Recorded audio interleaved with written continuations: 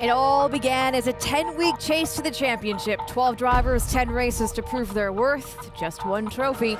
It's now time to turn it up a notch. Halfway to the end game, the NASCAR Sprint Cup Series heads to the biggest, the fastest, and arguably most unpredictable track on the schedule, Talladega Superspeedway. In years past, this has been where championships turn on a dime, where once sure things turn into long shots, and lucky breaks and near misses become clinchers. Today, not only will a driver need a bit of luck, he'll also need a teammate. Because just like no one person can win a championship, no one driver can win this race. Not if he tries going it alone. And we welcome you to Talladega Superspeedway and NASCAR Sprint Cup Series Countdown presented by Napa. When it comes to this particular track, you never know what you are going to see. From unpredictable winners who sometimes win by mere inches to the fans, 100,000 of them, and they've come out in full force to see how this wild card race will affect the championship. Kyle Busch comes into this day 4th in points, but he's got some work to do. He is the worst qualifying chaser. Today he starts 34th. Matt Kenseth was the winner a week ago, and his average finish the first 5 races of the chase has been a 7.4, though Kenseth has never won at this track.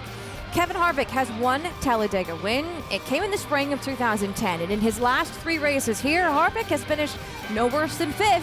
And then there is the points leader, Carl Edwards. He's another one of those never won here drivers, and his average finish at Talladega, 20.9. The chase for the Sprint Cup trophy went through a bit of a shakeup under the lights in Charlotte. Matt Kenseth put his name out there as a serious title contender. Not to say, though, that it was easy.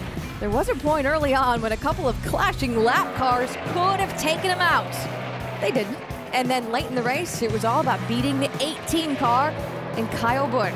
He did that. Kenseth led 46 laps en route to his 3rd win of the season. And Kenseth gained 2 spots in the points. He is now 3rd behind his Roush Fenway teammate, Carl Edwards, who continues to be the points leader. The biggest jump last week, however, goes to Kyle Busch, who jumped to 4th, and the biggest loser was the driver who's won the past 5 Sprint Cup Series trophies. Jimmie Johnson is now 8th in points and 35 back. So many emotions before drivers climb into their cars at this particular track. It all gets put aside, though, for 188 laps, 500 miles of focus, and that's what we'll see next. Back at Talladega Superspeedway, the chase drivers have a lot on the line today. Matt Kenseth, the winner of a week ago, starts 11th. He's just a couple spots ahead of Kevin Harvick. In fact, 9 of the 12 chasers start between 5th and 16th. The best qualifying chaser is Jimmie Johnson. He starts 2nd and is looking to make up for a bit of lost ground. In Charlotte a week ago, Johnson battling for 7th when he took a hard hit into the wall and in the points. This incident dropped him to 8th in points. He is now 35 back from leader Carl Edwards. And look at the ups and downs of Johnson's first 5 chase races. Compare that to the consistency of Carl Edwards or the white line, Kevin Harvick. And as we go upstairs to Alan Bestwick, consistency today may be a bit hard to maintain. Yeah, Nicole, and a driver's performance during the day might look like that Jimmie Johnson graph up and down. With Talladega winning driver Dale Jarrett and Talladega winning crew chief Andy Petrie, so today's the wild card race, right? What's that mean? Well, with all due respect to the crew chiefs who normally have a very difficult job, this is about the drivers. Drivers and great drivers love to be in control. Today, they're not in control so much. They know that anything could possibly happen here, usually does, and we could see any scenario unfold. They just don't have the control, the drivability, the power to get away, make everything happen on their own. They're relying on someone else all day long to give themselves an opportunity. They don't really like that scenario, but that's what they have to work with. The main thing they want to be doing is going forward when they see the checkered flag coming out. It's frustrating for a crew chief, too, because we like to be in control of things, and today there's not going to be a lot of that. Strategy and track position, all that's kind of out the window. The crew chiefs are going to have to manage a lot different kind of race today in the way that they position their teams to be in the right place at the right time. But, you know, that 2-tire, 4-tire calls are not going to be very stressful for the crew chiefs today. So drivers, in order to succeed today, have to have a partner in the draft. In watching practice and talking to people down in the garage area, here are some of the combinations we expect that we'll see throughout the day. And we will see a little bit of politics in the draft, too. Hearing some Ford teams have been told they should be drafting with Fords only today. We'll see how that all unplays as 500 miles gets underway. Getting set to go with 500 miles at the Talladega Superspeedway. A look at the starting lineup coming across the top of your screen. Field headed by Mark Martin, two-time winner here, his 51st career pole. Mark going to lead this field to the green flag momentarily with the 5-time consecutive champ Jimmie Johnson alongside.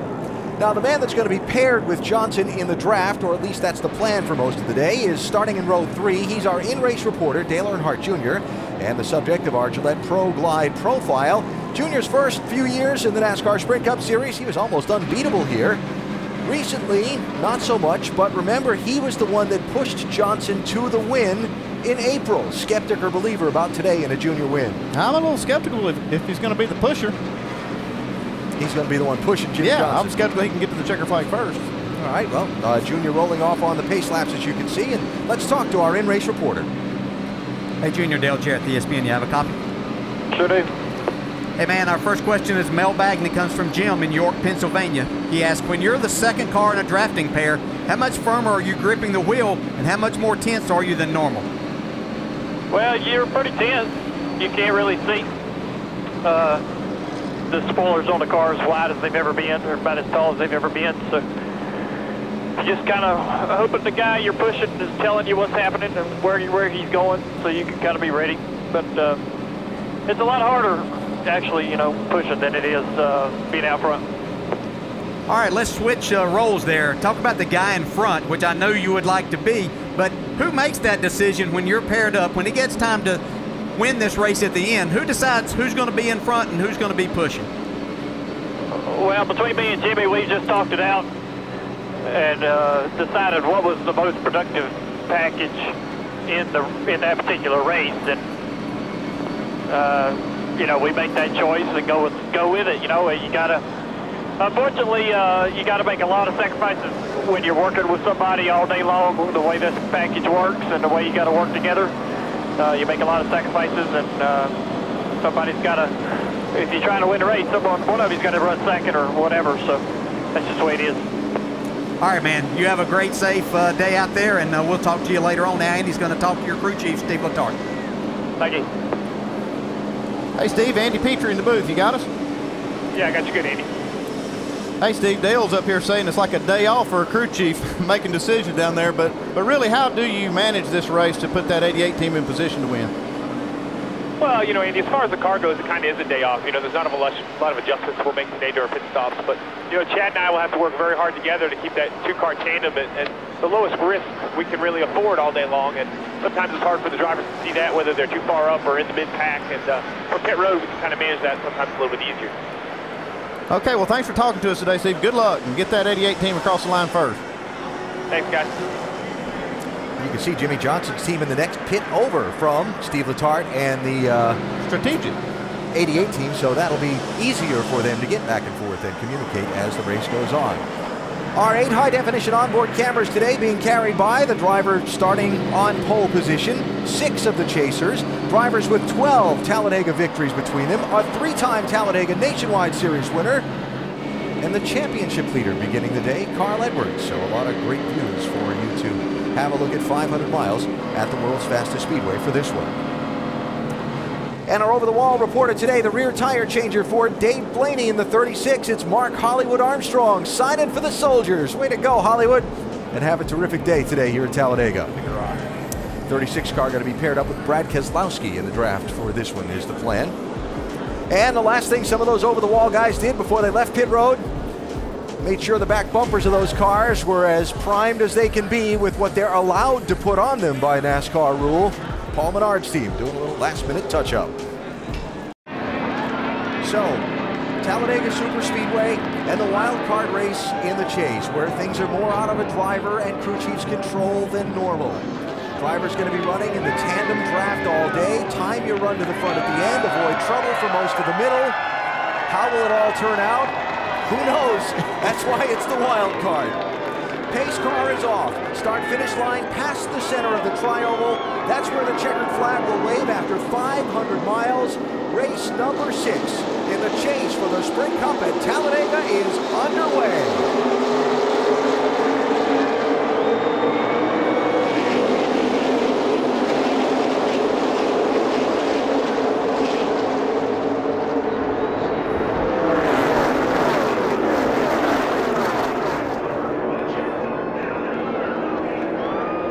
Did not take Jeff Gordon long to find Mark Martin's back bumper.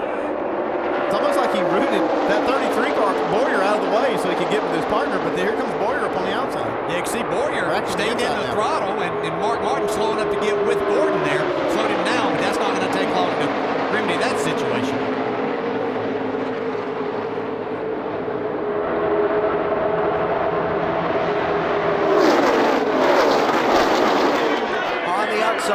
Jimmy Johnson pushed by Dale Earnhardt Jr. to the point as they come down to complete lap 1.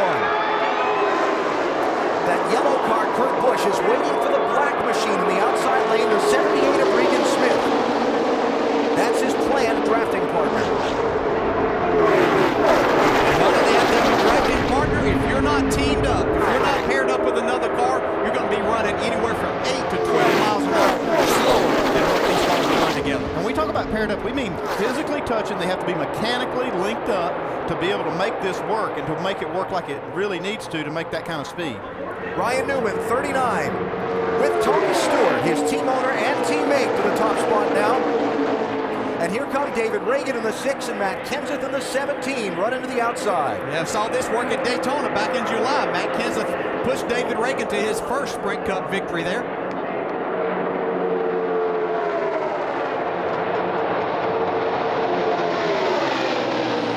Reagan leads that lap. In the last 3 races at Talladega, 88, 87, and 88 official lead changes at the start-finish line in a 188-lap race each time. Yeah, no reason to think that there's going to be anything different today. I think they know more about this type drafting that is going to make it even more exciting throughout the day. Well, they're on pace for 188 lead changes. 2 laps, 2 lead changes. Yeah. Cameron Harvick.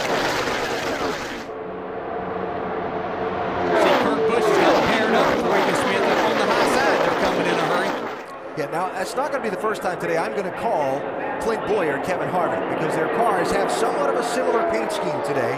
Bowyer pushing Jeff Burton in the 31, and there's Kenseth to the lead, leads a lap. That is 1 bonus point toward the championship for Matt Kenseth. Remember, if you lead a lap or lead the most laps, you get a point.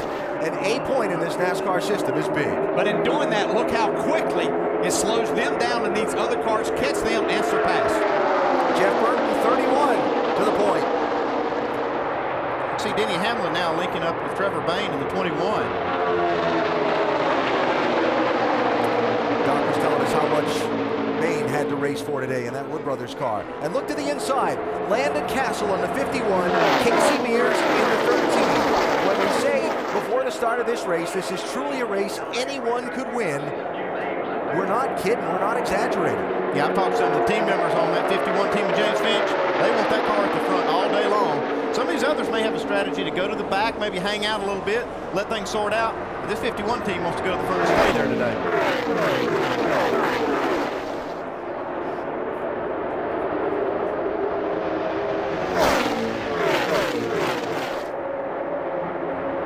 Jamie McMurray, orange and black car coming on the outside now. Andy, you just talked about guys dropping in the back. Remember Mark Martin and Jeff Gordon started up front, racing for the lead in the first lap. Here they are now. Yeah, and if you're going to go back and hang out and just like let the race go, this is a long 500 miles. It takes a long time to get to 188 laps to end this day. If you're going to go back there, you don't have to be touching back here. You stay close enough to do what we used to call drafting, and you can keep up. You're not going to lose the pack, but some drivers feel like that's their best opportunity to get to the end of this race, which is what they're after. Looks like this 48 and 88 are working their way to the back. I don't know if it's intentional or not, but that's where they're going. Yeah, now they're coming back to the front. Yeah, I would think in Jimmy Johnson's situation that he needs to try to lead the most laps today. Vince? That's not the plan, though, DJ. In fact, Dale Jr. wanted to run up in the front, but got overruled, so they're going to run toward the back a little bit more today. In fact, Chad Knaus told me we're going to go wherever it's most calm, front or the back, but limit our risk as much as possible. But they're definitely slipping to the back now on purpose. Interesting difference in strategies. There's Matt Kenseth, one of the contenders for the championship, racing up front. Johnson and some of the other guys contending for the championship going to the back. I'll tell you, there's risk in both of these strategies. Whether you're leading the race, I mean, you could get together right at the very front and get in a wreck, but if you're in the back, if there's a wreck, it's usually going to be in front of you. The only option you got, though, is to be slower and kind of go by it, not at a high speed. Yeah. There we see the 42 and the 1, Montoya and Jamie McMurray making their way towards the front. They haven't had a whole lot to hang their hat on this year. They'd really like to make some noise here today. And as far as that debate about going to the back, being up front, you know, when we were running the big packs, I could see an advantage at times and would do it myself when I was still racing to go back and hang out, let the race come towards the end to make a move. This type of racing here, I think you're better off up front, especially in a situation, if something does happen, that second driver can't see anything. It's hard for him to stop. He may be right in the middle of something that you didn't want to be a part of. That is the race for the lead. Dozen cars, all bunched tightly together. Jamie McMurray in the 1, out front for the moment, but already in 7 laps, we have had 5 different drivers lead and 7 lead changes. Still on track for 188 lead changes. Matt Kenseth and David Reagan, that was close in turn 4. Early in the going today at Talladega Superspeedway in race 6 of the chase.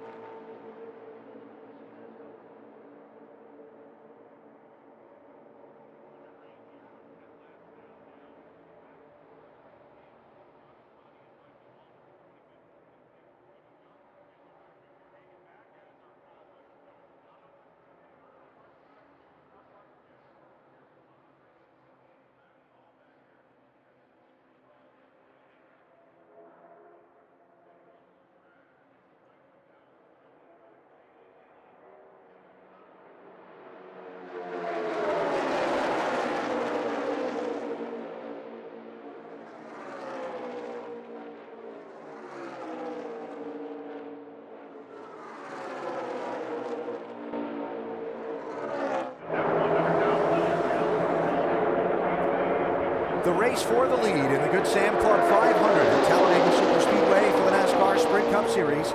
Matt Kenseth in the 17 has led the most laps so far, but it's close. It's really close. Join Goodyear, saluting America's Armed Forces, and give back by helping support our troops. Visit Goodyear.com/supportourtroops to learn more.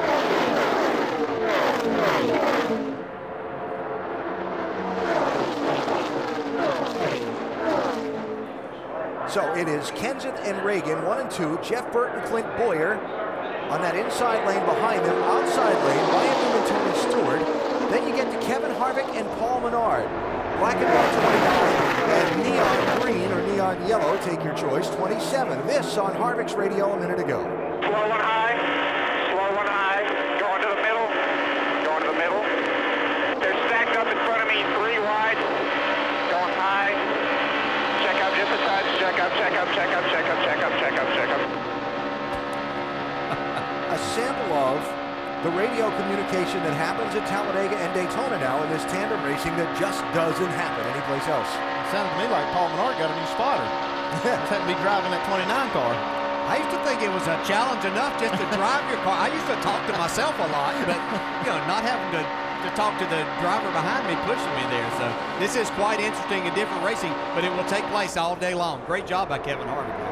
Moving into 3rd and 4th spots, those 2 white cars, 38, 34, Travis Kvapil and David Gilliland, respectively.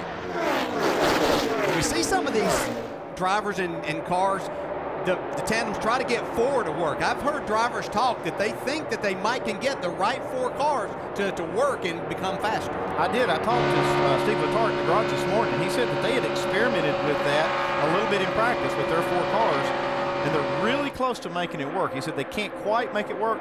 They can take the two pairs and put them very, very close together and get a lot of advantage out of it, but they haven't been able to really link up all 4 cars. Dave?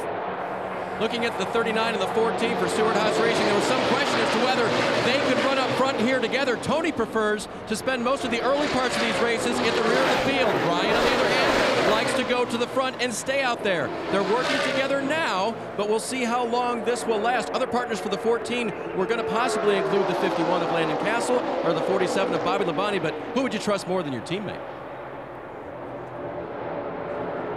Check this out. Now, just a second ago, Matt Kenseth in that 17 was leading, but a lap ago you saw he and David Reagan in that 6 just get separated by a couple of feet for a couple of seconds, and that was enough to knock them back into this pack. That's all it takes. It's about somewhere 2 to 3 feet of separation, and you lose about 8 miles per hour of your speed. So once that happens, then you can see how far back you fall. Then you have to fight your way back.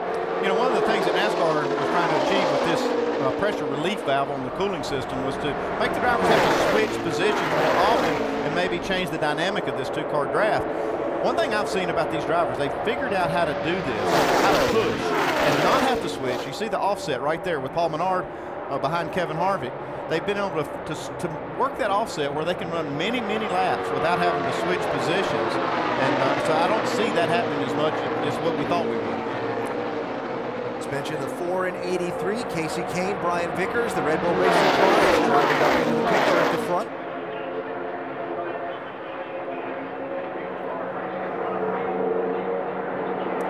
And looking back, Mark Martin and Jeff Gordon. Remember, we saw them on the first lap up front. We saw them drop back into the pack. Then we heard this. It looks pretty clear up there to me, Mark. I'd say we go ahead and, just run as hard as we can like this.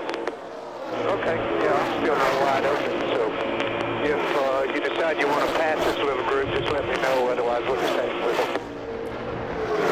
Now that was when Jeff was leading. They obviously have swapped since then, and now Mark is ahead of the 24, and they've run up through a little bit of the traffic that they had dropped back through in the opening laps. And you see just ahead of them is Jimmy Johnson and Dale Earnhardt Jr. So right now it seems they're just content to ride and let the race kind of wind down, laps wind down, and they'll decide what they need to do to their cars and what position they need to be in later on. There's that offset, breathing, getting the air into the radiator.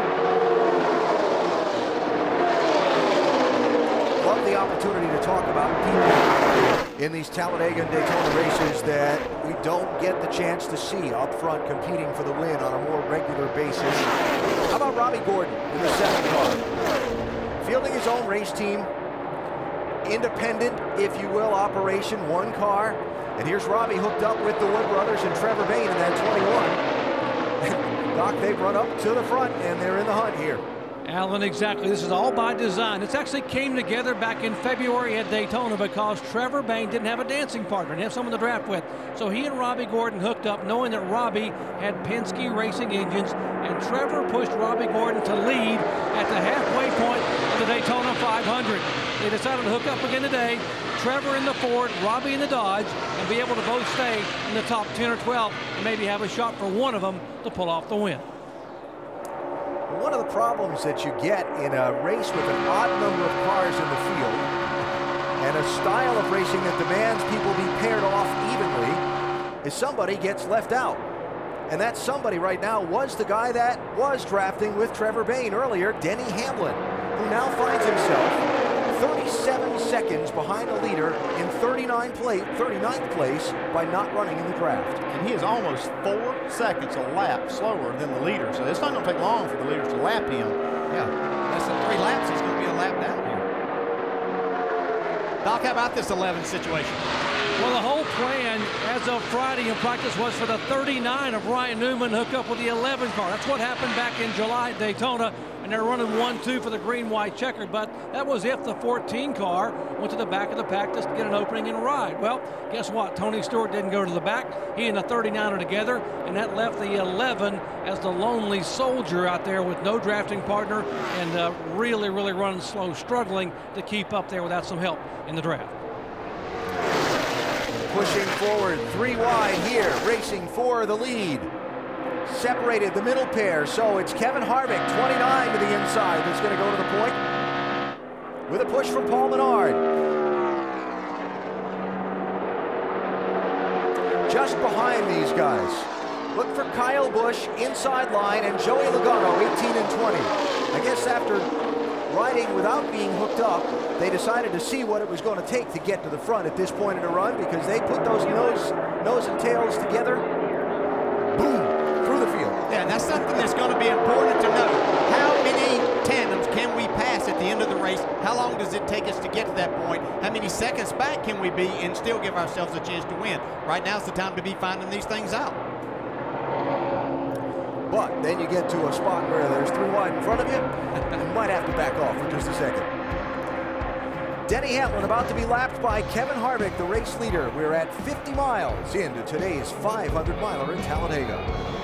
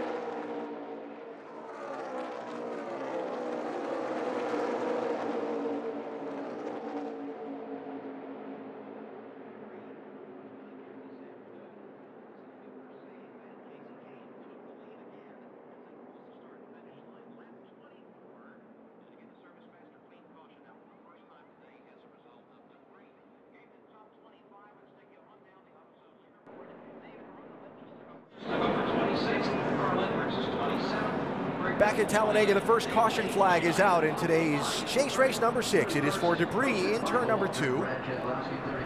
The field slowing under yellow for the first time today after already in 24 laps having 9 different drivers lead 13 different times.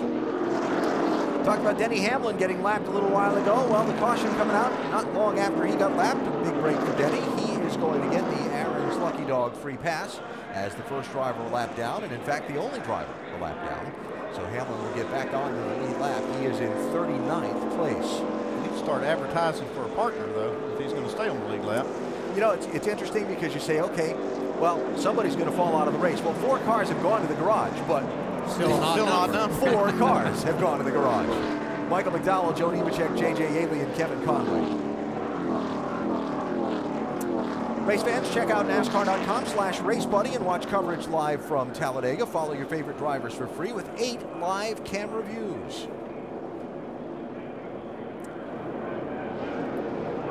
That pace car just straddled there in turn 2. Looks like possibly the cause of the debris caution.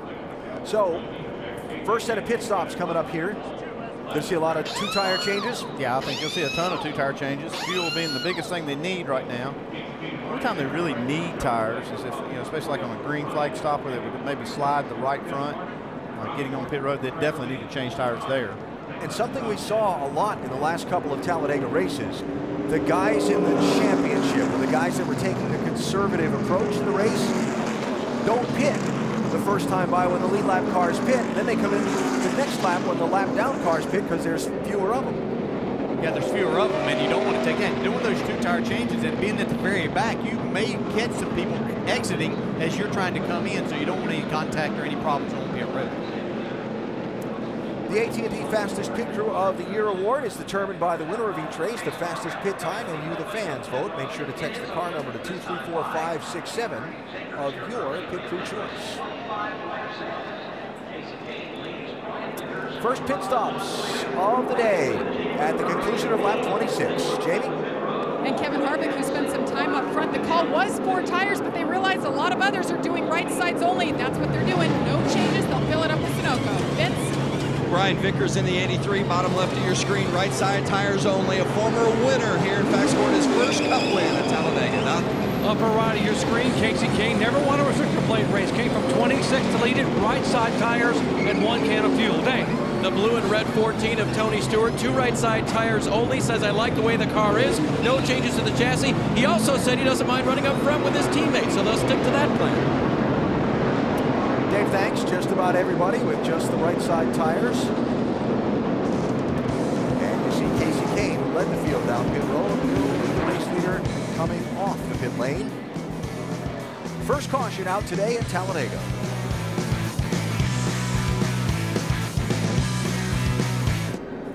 So first round of pit stops, as we discussed before they came to pit road. Mark Martin and Jeff Gordon stayed out for a lap, then came in and pitted the next lap. They're way at the back of the field. And at the front of the field, it is Casey Kane, inside lane, Kevin Harvick outside lane, and that dance to find your drafting partner is going to begin again here. Yeah, for the 4 up front, though, they're matched right up, so things kind of worked out well for them. Our green flag restart presented by American Ethanol. Here we go.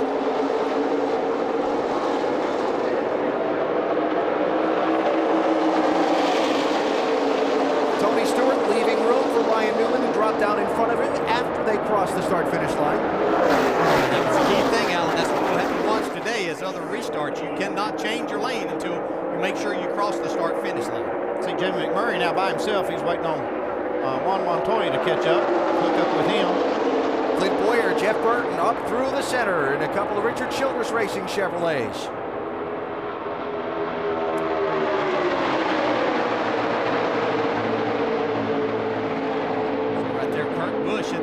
This moment, no drafting partner. Yeah. See the 78 back about, about 5 or 6 cars back. So Kurt will be trying to make his way back to get hooked up with Regan Smith again.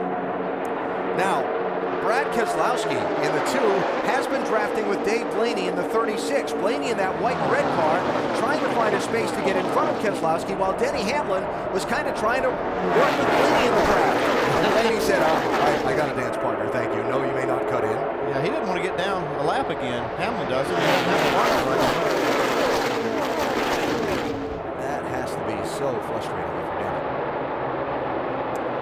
Richard Petty Motorsports cars charging on the outside lane. The Best Buy logo belongs to A.J. Allmendinger, being pushed by Marcos Ambrose.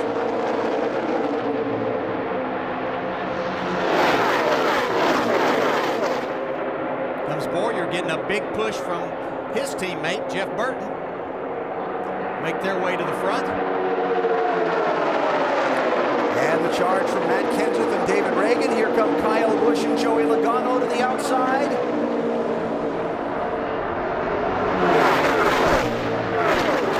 And 20,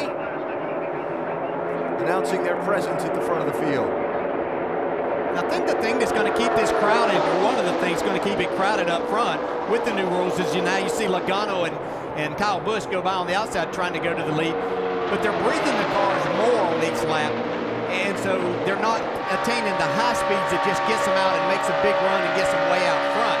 So it's keeping everything bunched up a lot more by them trying to keep that second car cooler for longer. At this point of the race, that's what you're going to see really all the way up until the last probably 5 laps. And you might see them stick together really tight, run those really fast laps, and sacrifice the engine the last few laps of the race.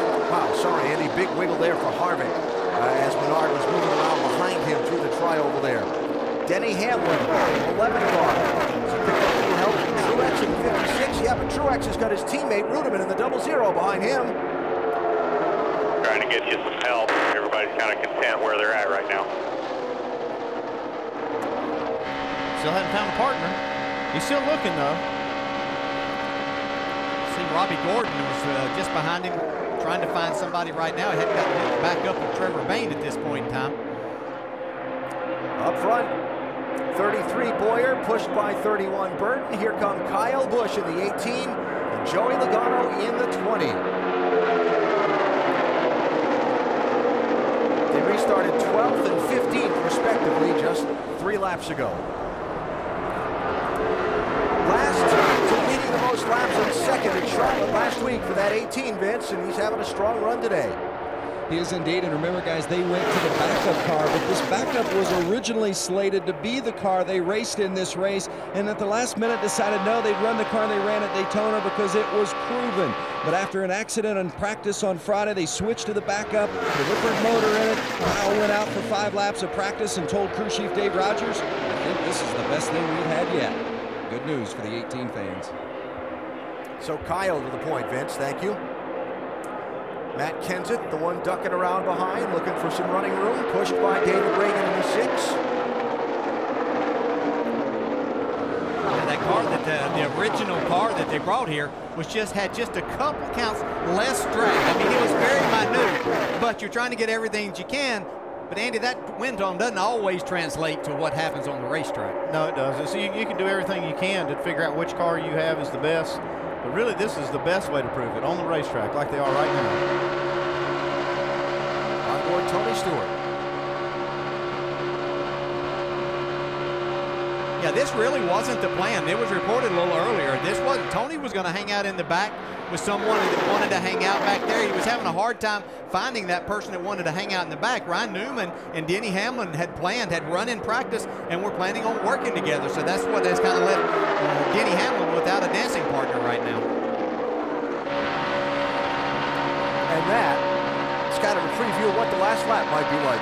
Trying to see who is going to lead that lap among this whole pile of cars. Kenseth 17, Kyle Busch 18.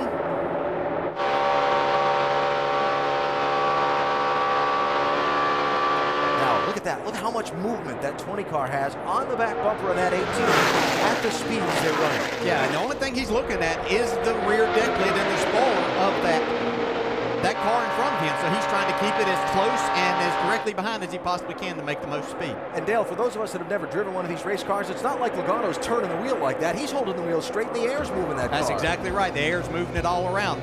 That's what makes it interesting all day, especially as they get into these bigger packs. Kyle Busch leading at Talladega.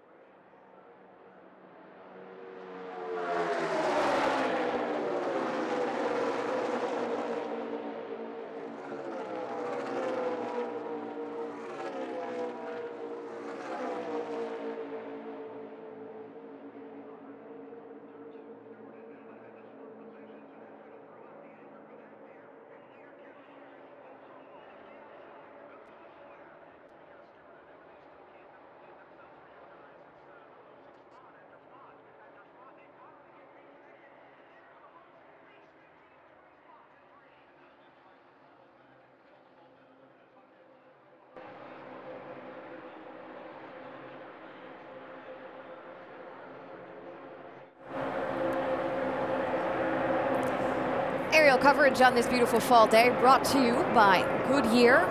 Pretty good idea of what's happening down there on the track. We are 38 laps in, and we have seen 22 different lead changes. Your leader right now is Clint Bowyer. When we went to break, though, the leader was the 18 car of Kyle Busch, and I want you to look at how quickly this can change. If we go on board with you guys here, it's like a freight train. It is like a freight train, and they can move all around this racetrack, but a lot of the moving they're doing is trying to figure out where they need to be on the track and whose car is faster being in the front. You see Kyle Busch with Joey Logano changing all over the place. Look at Joey's nose right now, going left and right. They're trying to figure out what they can do, but I think the first half of the race, Brad, what they're doing is learning what they can do for the end of the race. What was interesting with that camera view there, you saw all the cars just go by him. Yeah, no, that's right. But I think what you're doing, just like Rusty's saying, it's all about setting up that last third of the race. These guys are trying to figure out where their cars are good on the racetrack, where they're fast at. It's all a cat and mouse game right now. Just figuring out how to get to that last third of this race. You know, we talked in Countdown with the sports science piece about just the importance of the draft and how it works. But one thing that you pointed out, the cars definitely look different on this track. They're heading almost in a different direction. Yeah, they are. They do look different. A lot of fans might wonder, why does the car look like it's running crooked down the back straightaway and the front straight with the back of the car pointing in towards the infield? Folks, at other racetracks, you see the back of their car kind of pointing out. And when you do that, kind of running crooked, so to speak, that creates more downforce. At this particular track, they want to get rid of that downforce, and that creates more speed. We talked in sports science, we want low drag for speed. If you look at the cars coming at you, you'll see the back of the car face the infield, trying to get that right rear quarter panel out of the air. That's a real low drag, high speed, but less downforce. Something you would not want to do at a different style racetrack. Clint Bowyer, still the leader, but Alan, he looks to be getting some company soon.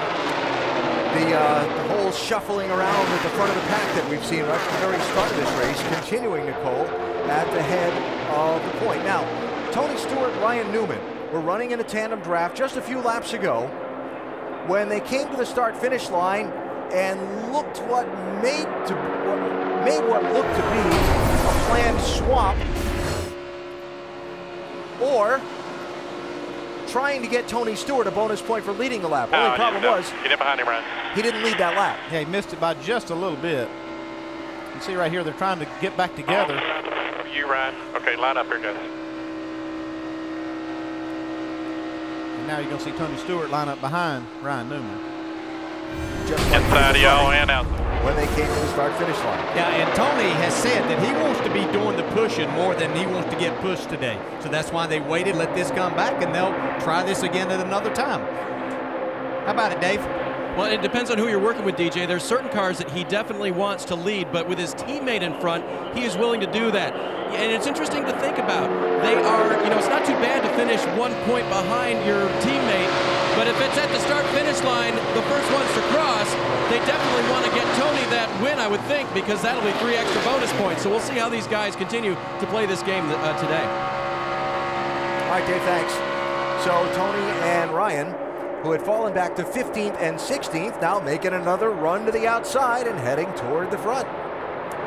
We take an inside look at what's happening in the NASCAR Sprint Cup Series, brought to you by Sprint. NASCAR fans voted at sprint.com/speed on the driver they wanted us to go in car with, and Tony Stewart was the top choice. So here's the Evo Cam. We go on board and listen in.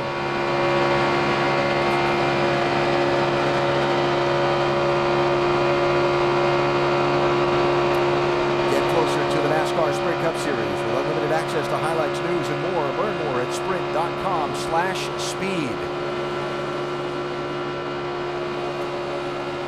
Ryan Newman trying to tow Tony Stewart back toward the front. Maybe they can get that 14 to lead a lap. How about things from the 39 perspective, Doc?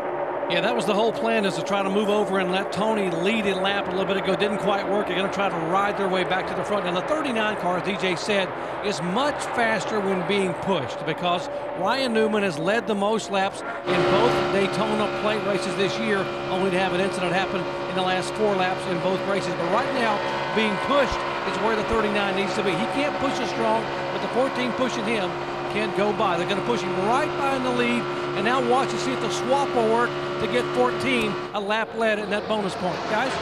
Gonna have to be careful if they try it here. I don't know. I don't think he got there again. Missed it by just a little bit again. Stay in the middle. Timing and scoring says did not lead that lap. no. We did not lead that lap. 2 for 2 or 0 for 2. They're trying hard though, man. And that's a real statement on how important a single point could be in determining who wins this championship. Clint Bowyer out in front.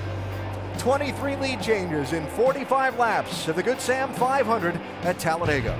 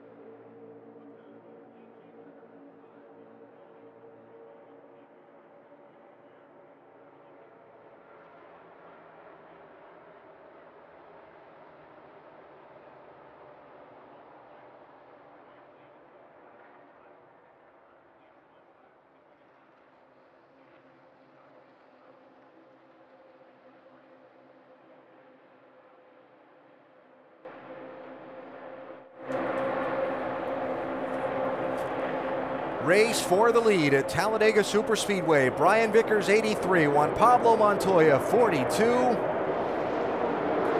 Closing in on 150 miles of today's race. Give Montoya the lead on that lap.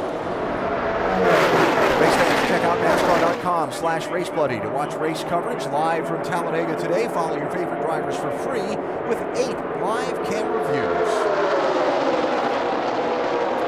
26 lead changes, 14 different drivers have been out in front. 1 caution so far, just for debris.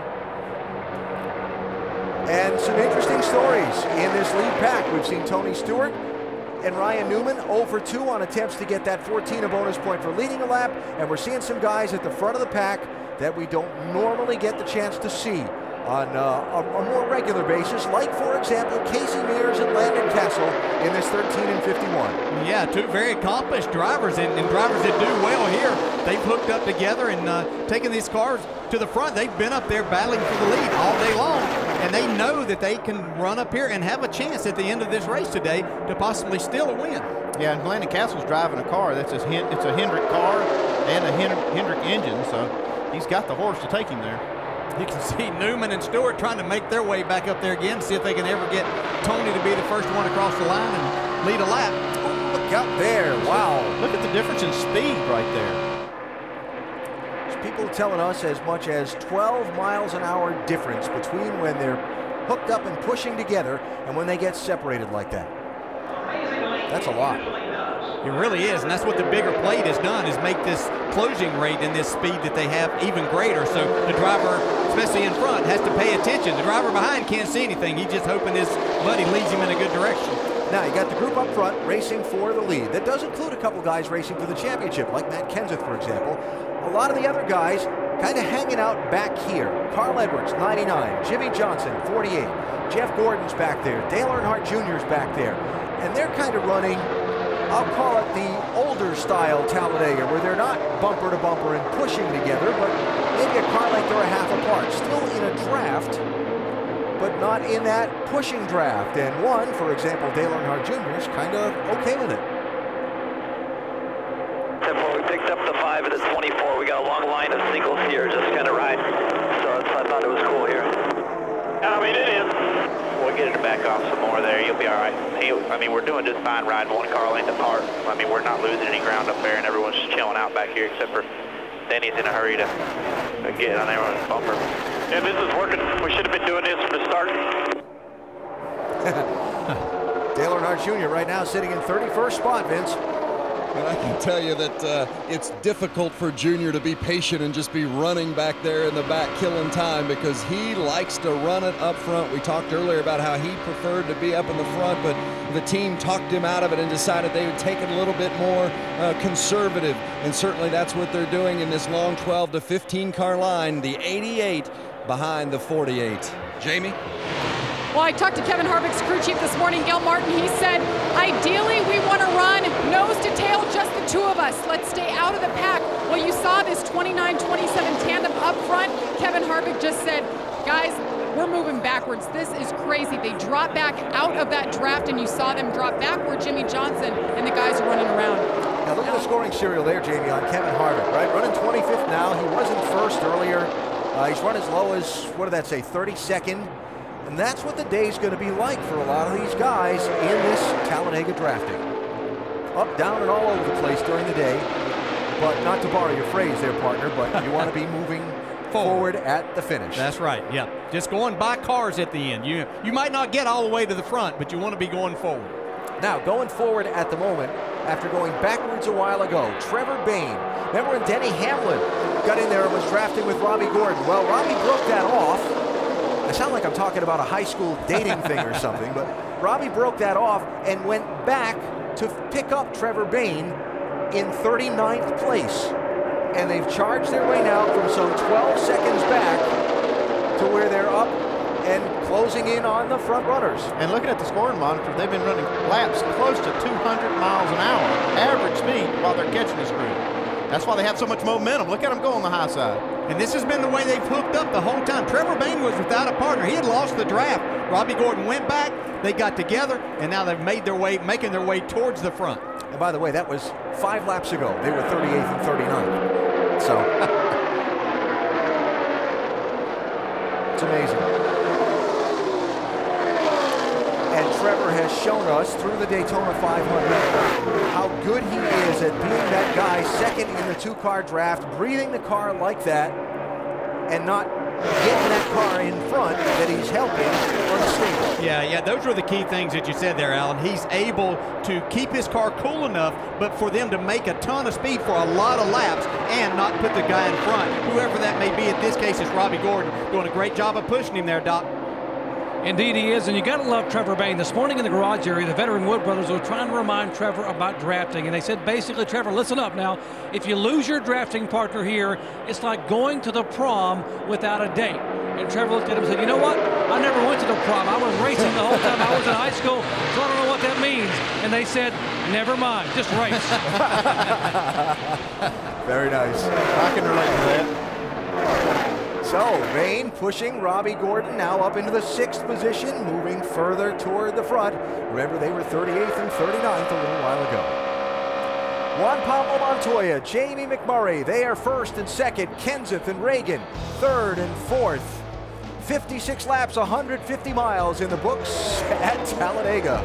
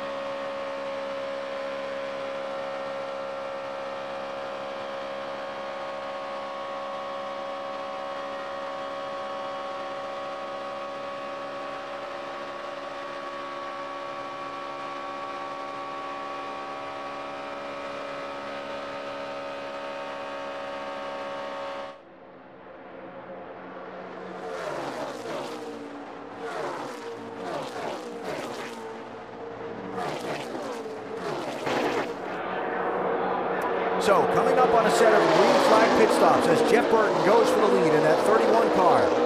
Pushed by Clint Bowyer. Montoya and McMurray, 42-1 on the inside lane. And don't look now. Here come Robbie Gordon and Trevor Bayne, 7-21. Looking for some running room.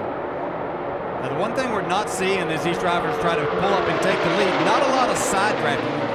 As these cars get close together, it's very difficult to do that. They separate quickly if you do that, so you have to be careful or you'll hurt your effort in trying to go forward. Now, Andy talked about earlier about the crew chief, jokingly was talking about having a day off, but planning the pit stop strategy involves working with a teammate and making sure you're on the same page. Yeah, you want to pit together, you want to come off the pit road together. Actually, you want to be touching, you know, front rear bumpers as you leave pit road, so they're trying to coordinate this. And if they need to get 4 tires or they need to do something different, they need to coordinate it among them so they can do the same thing. 38th and 39th to the front for Robbie Gordon and Trevor Bayne. How long? Well, that remains to be I'm seen. just looking at this. This is going to be Tony Stewart's best effort to lead a lap when they get back to the line right here. They'll have to change. They're going to swap just a little sooner than they've been doing it. They've tried to do it right there in the middle of the trial. You pulled out early this time. You were just too late when you pulled out. There you go. Okay, well, But they got the 6 and the 17 bearing down on them right now. He can still get it done. He can still, it's too late now. Or is it? He's got to push. Yeah, he's got to put. Whoa, Wow, Kenseth had to check up. But he got that lap, led. Yes, he did. I got it. That's an awful lot of trouble to go through for 1 Good point. God. Hey, and it's not over. They're going way back because of this, too. They have to regroup. Wow. That was close for Kenseth. Yes. He probably was all over his radio back to David Reagan in the 6, saying, look out, look out, look out. You can see the difference in speed right there, just trying to get hooked back up. Yeah, they just led this lap. Now there's 20 cars in between them in the front.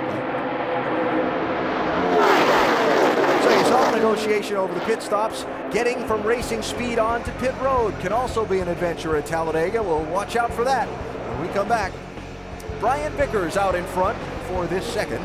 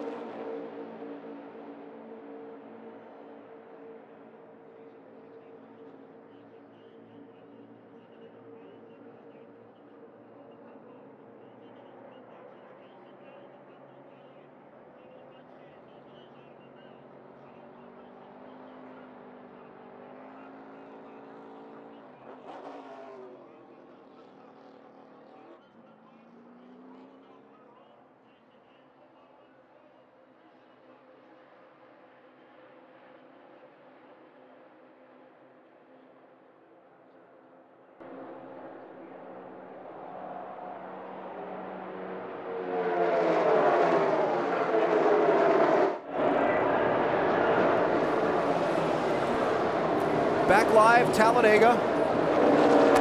We are under green. An attempt to get to pit road for a green flag stop.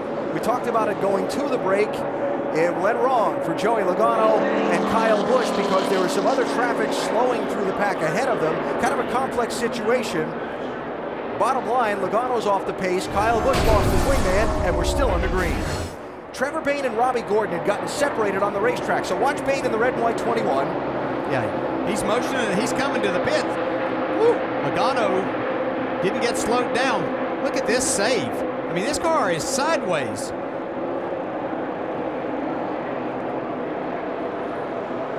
So from that point, he didn't go to pit road. Kyle Busch went all the way down pit road without now the tire comes apart. Caution will come out now.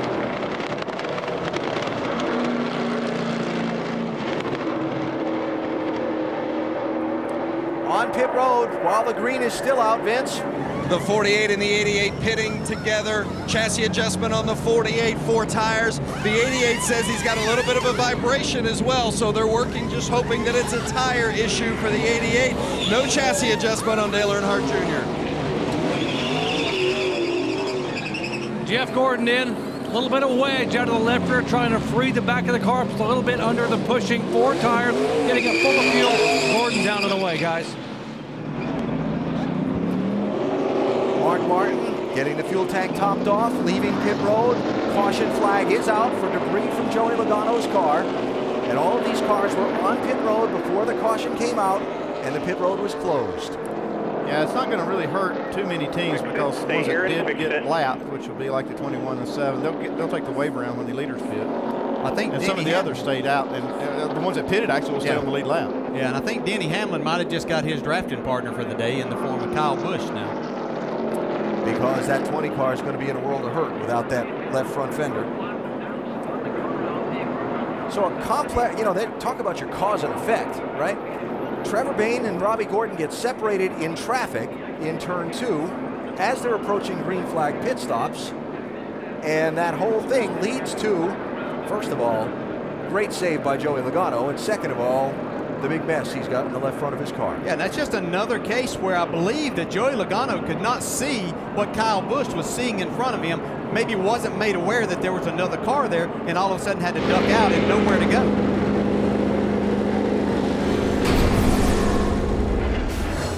Red and white car, Trevor Bayne slowing. Trevor Bayne's coming to pit road. That was a great save by Joey Logano. It's a shame it blew one of the tires out while he was making this save, because that's what tore his car up. He's got to save his car. If we have a chance of this, he can go all lap down. We got to save a car. He could be 5 laps down and be pushing us to the win. So if they can save that car, they're going to be all right. Yeah, what he was saying there is to just slow down enough that it doesn't tear the car up, trying to get it to pit road. Don't try to go too fast because we don't care. I mean, as a team, we don't care if he's a lap down as long as the car is healthy to push the 18 because they were really doing well working together. Well, there's still got a third Joe Gibbs Racing car out there. Remember, Denny Hamlin's kind of been the Lone Ranger too, so. You'd have to think that that would be the pairing now that they would look to make happen. You would think. Guys that had not pitted before the caution. Coming in now, Jamie. Matt Kenseth got loose earlier, but he was cool, calm, and collected on the radio. Said he needs a little bit of overall grip. 4 tires, air pressure adjustment for the 17. Vince? The 42-1 Pablo Montoya, bottom left, started 15th, came in first. He and teammate Jamie McMurray have been very solid. No changes to the 42, just tires, 4 of them. Doc? Casey Mears, 4 tires, fuel. They're going to put tape on the grill. They're going to make sure it's a little different pushing out mechanism here, but more tape on the front of the 13 car. Dave. Brad Keselowski gives up 10th place for the blue number 2. 4 tires, no changes, full of fuel. They will get it full of Sunoco fuel. And some problems, guys, now getting the car out of pit road. Yeah, no urgency there, but again, the way the draft is working at Talladega, whereas that would have been a big deal a week ago at Charlotte, not that big a deal in this race. Second caution out here in Talladega after debris from Joey Logano's car.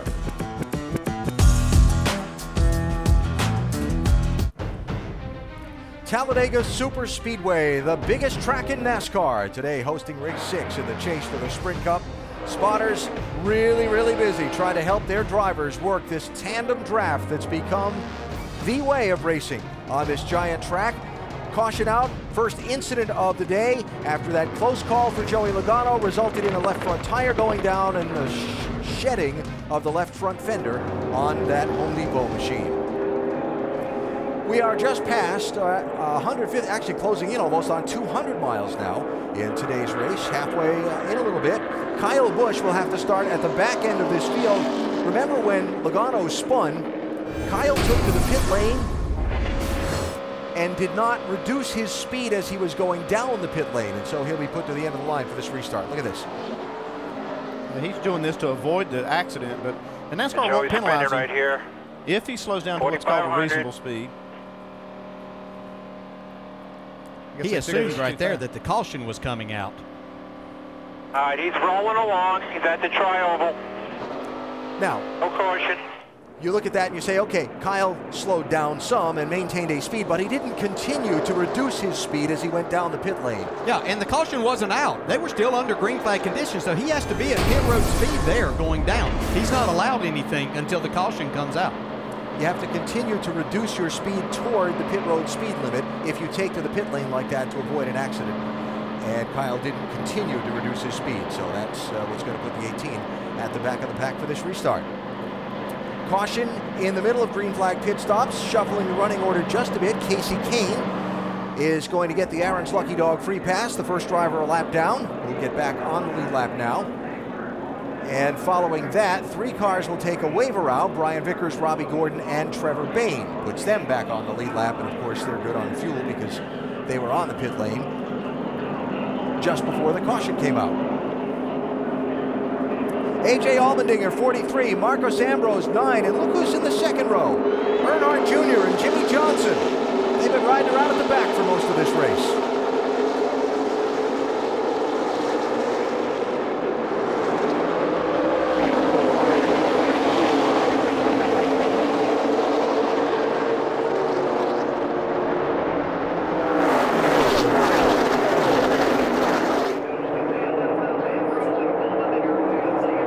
Clint Bowyer, 33, Jeff Burton, 31, going to go around to the point. And here comes Jamie McMurray in the 1, and Montoya in the 42. Yeah, just for future and late race restarts or something, this 31 and 33 have really been on it on these restarts, so we'll have to see how that may play into a green-white checker or something like that.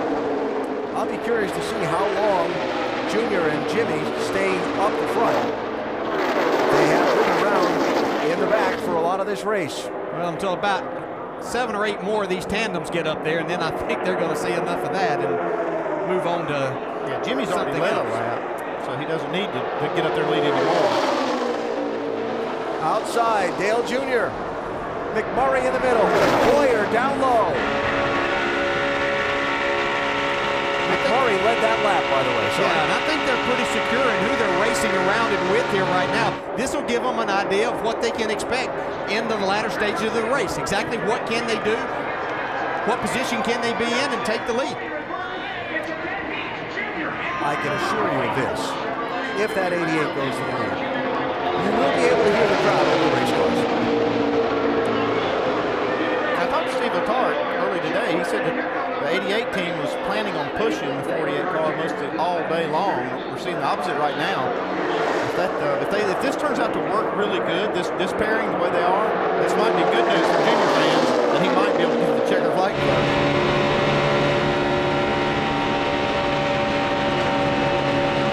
They're using the same spotter for both cars. Yeah, you could hear how Jimmy had to back out right there as they got there because the 43 came up. And when you're running in these tandems, you just can't get as close as what you could when we ran in the packs and you had the drafting and especially the side drafting there. So you can see the speed that they would lose then. Looked like Junior had to get out of the throttle just a little bit coming off turn 2. He still had Jimmy up against him, pushing him, so they did slow down a whole lot. Interesting how after the caution, a lot of the running order of the tandems that we've seen for a lot of the first part of the race have changed around. We talked about now 48 pushing 88. Now here's Matt Kenseth, 17, pushing David Reagan in the 6. And it was McMurray in that 1 pushing Montoya for quite a bit of the race. Now that's reversed. What's it mean? I don't know. Well, as Andy was saying, they might find something here that, hey, we are faster as a twosome with this car in front instead of what we thought and what we planned before the day. And if that's the case, we need to know that now. It looks like this pairing with the 48 car pushing Junior is working. We got 2 roofs in front of us. We're coming up all pretty good. It's Junior talking on his radio, talking to Jimmy. Remember, that second car in the tandem draft can't see anything but basically the back bumper and the spoiler of the car in front of it. This camera's on the roof of the 48 car, so it's not an accurate picture of what the driver sees.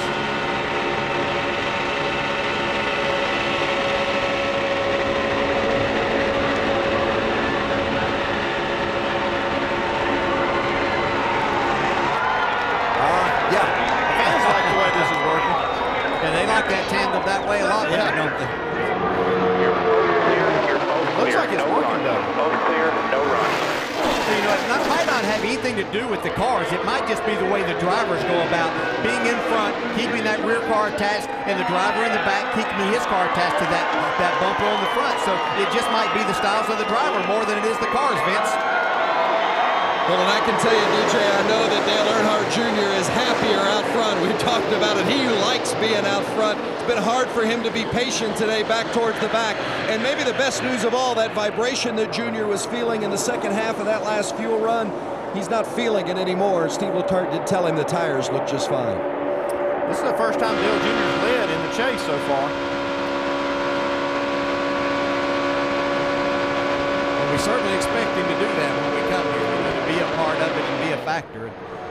You know that it could be a little bit disheartening to him to know that he was going to have to just go out there and be the pusher all day. So this at least gets his spirits up for a while.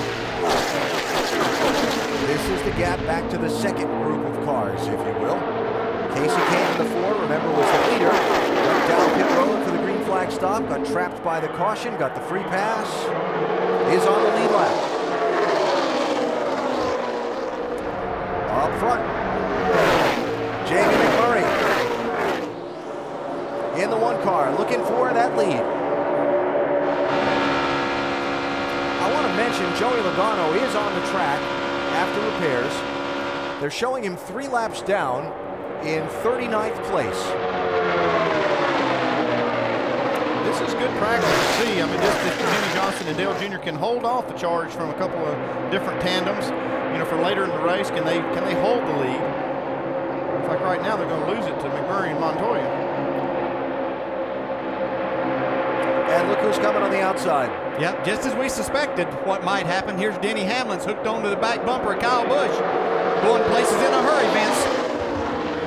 Well, and that's certainly been looking for a partner, Denny Hamlin, and he found one with Kyle Busch. Kyle and Denny are working with Denny's spotter, Curtis Markham. We've got a crash, guys. Ryan Newman spinning off the tri-oval. Caution flag. Got some damage on the left front of that car. You see that front splitter all wrinkled up. Yeah, the whole front end's tore off of it. Looks like he may have gotten off in the trial for grass. The lower half of the front end's gone. And if he drives that right front run, it's all the way down. Yeah, where I was going with that. If he drives that back around the racetrack too quickly, his right front fender is going to end up looking like Joey Logano's. He's got a lot of problems anyway, though. You can see right there in the trial grass.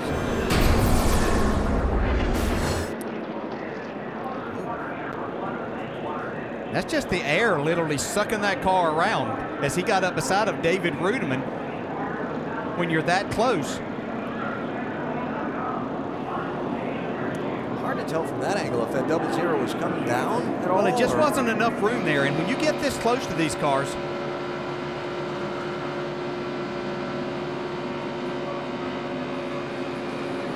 no. You can see, well, it's just that there's a lane there. That bottom lane, there's a little bit of a, where the pavement goes together and where the lanes were, it's a little uneven right there. And Ryan came up there with Tony pushing him, and it's just the uneasiness that you get going through the tri-oval and then another car taking the air off of it. It sent Ryan Newman spinning.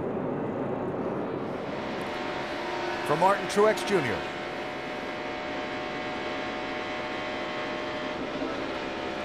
You can see Tony Stewart was already to the right side. Stay up. Caution will have to come out. You're of good. Ryan Newman's rear bumper. And when Ryan came up that little bit, and then the air being taken off by the 00, that just took all the rear downforce that he had away and sent Ryan Newman spinning through the tri-oval. And that offset that they had on the rear bumper is actually a force vector that's turning the car to the left.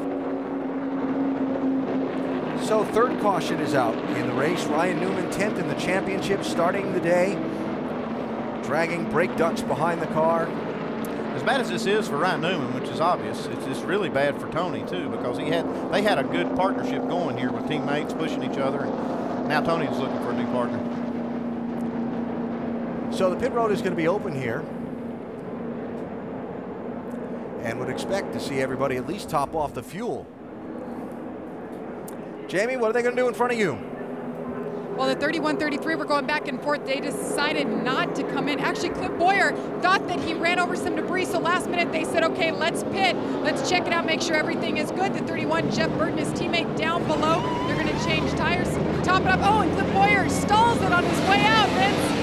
4 tires and chassis adjustments for both Jimmie Johnson and Dale Earnhardt Jr. Right side of the screen. They like the way their cars are handling for the most part, but they tweaked them with those chassis adjustments. Jr. got a tear off as well. So a variety of strategies coming to the end of the pit road.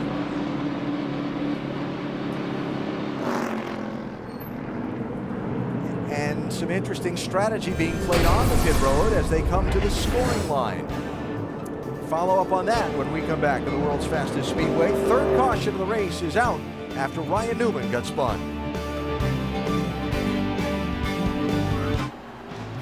Some interesting turns of event in the middle stages of today's race at Talladega. Kyle Busch, Joey Logano, 18 and 20, drafting together, but this incident involving Logano that damaged the 20 car have left Kyle Busch now working with his teammate Denny Hamlin, not without complications. Tony Stewart and Ryan Newman have been working together all race long, but moments ago, Newman getting turned into the tri-oval grass, damaging the front end of that 39 car, and now the plan must change for Stewart in the 14, or must it? Because Newman's team continues to repair that car in repeated pit stops in an attempt to keep him on the track and in this race. Talking about Kyle Busch trying to sort out some things with now being partnered with Denny Hamlin in the draft. Listen to this. Okay, the only thing I can think of right now, Bud, is you can go to the 11 channel, which you're already there. Keep your radio 1 on the 18, radio 2 on the 11. You can hear everything the 11 is saying, but Denny cannot hear you. But if you want, just flip to channel 2 and talk to Denny. I will stay on their radio, so I will hear everything you're saying. All right, and to better that, let's have Eddie spot, so that if Eddie spots, I can talk to Denny. Like, Denny's radio will be silent, so I can talk to him, but he won't be able to hear a spotter, so that doesn't work. Damn it. How about that? That just shows how complicated this communication process is to maintain these pairings. And the green back in the air. David Gilliland in the 34 alongside Jeff Burton in the 31 at the front of the pack.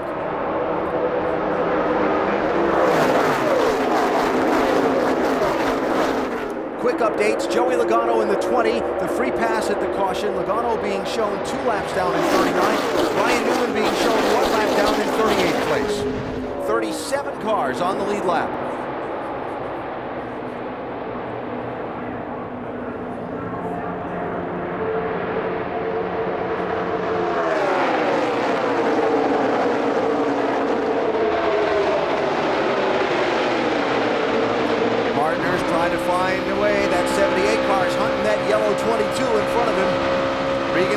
Kurt Busch been working together. Yeah, it seems like it takes them a lap or so to find each other on all of these restarts. Once they do it, very good pairing. Up front, McMurray to the lead in the 1. Former Daytona 500 winner. Fair to say one of the guys that really knows how to get it done on these drafting tracks better than most. Yeah, this is one of the strongest pairings I've seen today is these 2 cars. Yeah, Burton and Bowyer have been there all day, so I think that's someone that you're going to have to deal with when it comes time to win this race also.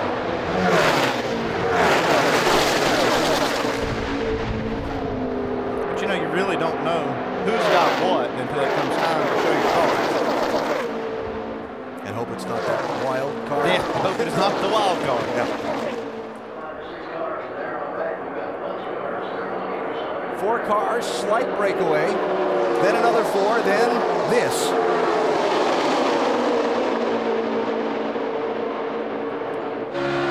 So wondering how Tony Stewart was going to go about the rest of the race after Ryan Newman was damaged, Dave? Well, first I checked in with crew chief Darian Grubb, and I said, Darian, who are you going to go with now? And he says, we're working on it. Here's Tony's conversation on the radio. I don't even know what I'm supposed to do right here now. The option I've come up with up here is a 20 car. He said he could push, but his left front fender is about knocked off, and we got right. They're trying that right now. Joey Logano in the orange car right in front. Isn't that interesting? Tony used to drive that number 20 office Home Depot for so long, and now maybe they'll be able to team up and help Tony Stewart in this race. I'm amazed how fast this 20 car is with the left front fender gone. I mean, he's driving up through there. And they're not even nose to tail and really pushing yet. Now, my question to you would be, if the 14 gets in front of that 20 and Logano's pushing him, will that left front fender being compromised create a problem in some way? Well, by being the left front fender, if he can offset, like we've seen most of the cars run today, they're offset to the right. That would kind of shield that left side of the car, and it might work fine. The only problem is I don't know how the integrity of that front bumper, if it's still intact. Looks like it is. Comes Landon Castle and Casey Mears on the inside, making a lot of time.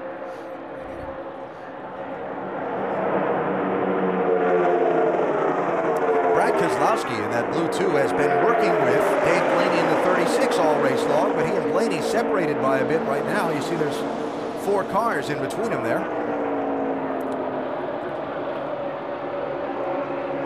And after their brief push to the front of the pack, there are Junior and Jimmy Johnson back in 22nd and 24th for the moment. Take an inside look at what's happening in the NASCAR Sprint Cup Series, brought to you by Sprint. Jeff Gordon is the lowest starter to win a Talladega race. Started 36th in April of 2000. Well, Jamie McMurray has picked up 38 positions today. He started 39th, and he's leading now.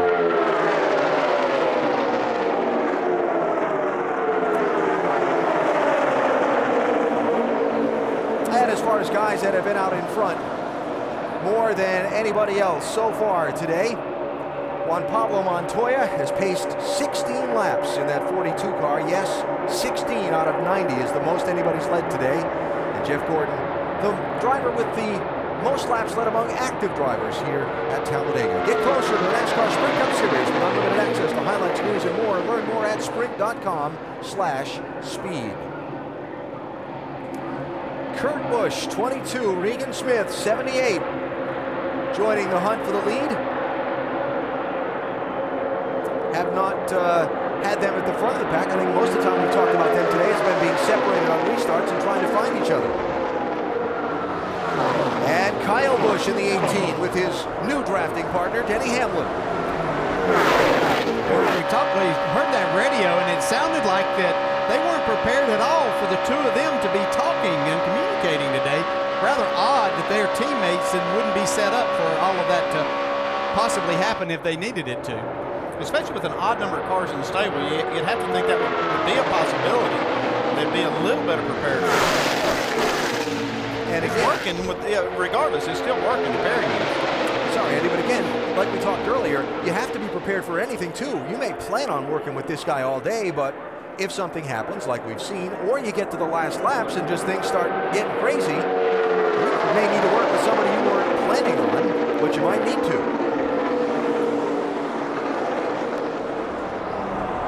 McMurray leads that lap.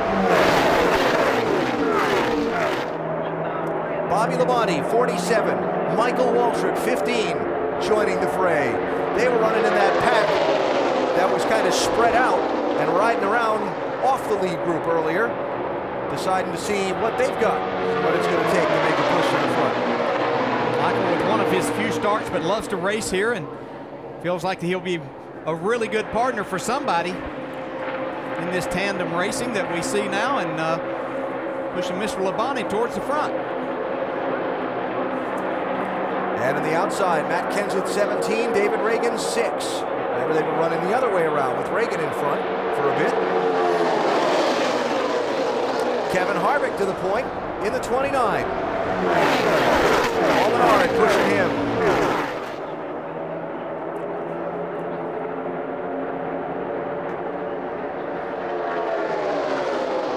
So we heard the radio a little bit ago about Kyle Busch trying to figure out how to communicate with Denny Hamlin in that 18. Tim Brewer in our Craftsman Tech Garage has a little more. Thank you, AB. When you're coming to this race, you have to be prepared to communicate with everybody, especially the crew chief. So the crew chief radio, you've got 2 different radios in the car. This switch flips radio 1 to radio 2, but that doesn't necessarily mean that you have to have the same frequencies on one that is 2. And then when you want to talk to your friends, you have to dial them up over here on this dial. But AB Communications, they might be listening to us as well. Yeah, and again, Tim, all the more important because the guy in that second car can't really see through that car he's pushing. Denny Hamlin can't see through Kyle Busch's back spoiler right now. We are halfway through today's NASCAR Sprint Cup Series 500 miler at Talladega. That is the race for the lead. Matt Kenseth, 17. Jamie McMurray, 1. Jeff Burton, 31. Sorting it out up front. And you can continue to watch this fight for the top spot as we go NASCAR nonstop.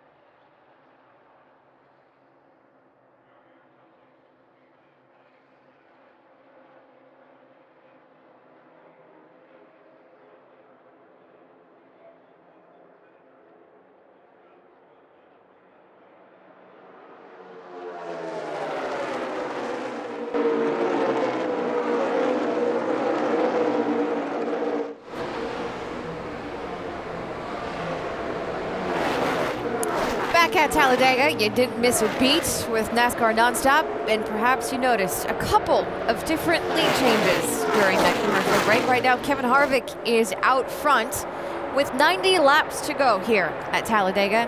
Kevin Harvick is your race leader. Most laps led, this is quite interesting. The most we've seen today, Juan Pablo Montoya out front for 16. How about this? 49 lead changes, just a few cautions at 3, and if it matters, because a lot will change between now and the end of this race, Kevin Harvick currently has a 13-point lead in the championship. But Rusty, that's certainly not going to stay that way in the next 90 laps. No, I've been sitting here watching every single lap, what's going on out there. One thing I've learned is I've not learned much because they've changed so many times back and forth. But one thing I do see happening, guys, is that they're trying all kind of things out there. In my opinion, they're just trying to figure out, again, who they're fastest with and what they can pull off. And above all, they're getting ready for that last lap, Brad, which is going to be the most important lap. I think it's going to be I think you just said it's going to be a doozy. It's going to be a doozy. It's going to be crazy. Without question. These guys all have shown a lot of patience throughout the day, minding their P's and Q's, just making laps, putting themselves in position to figure out where their car is best on the racetrack, just kind of dancing around a little bit. You're absolutely right. Last third of the race, these guys don't go racing home. We started the day with the Hendrick Motorsports cars, most of them up front right now as they run 1, 2, 3, 4.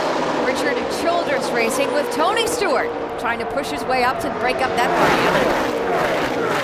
party. Give Jeff Burton a nice save in that 31 car coming through the tri-oval. He had his hands full as Tony Stewart splits the middle, being pushed by the damaged car of Joey Logano to the lead. Joey Logano 2 laps down with the car destroyed on the left front. Look at that fender. And pushing him to the lead. What fender? Yeah, but he's gone.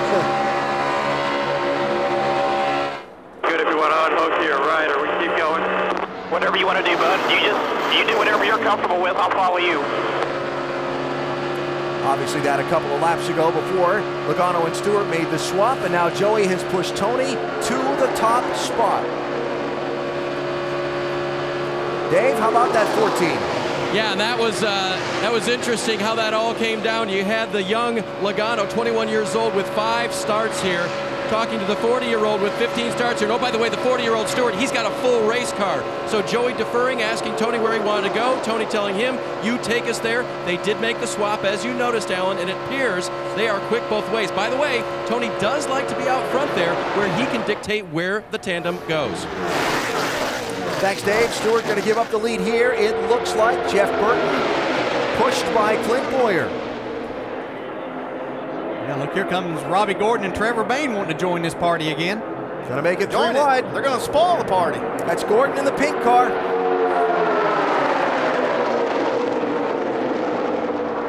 And the Red Bull guys. Casey Kane in the 4. Brian Vickers in the 83.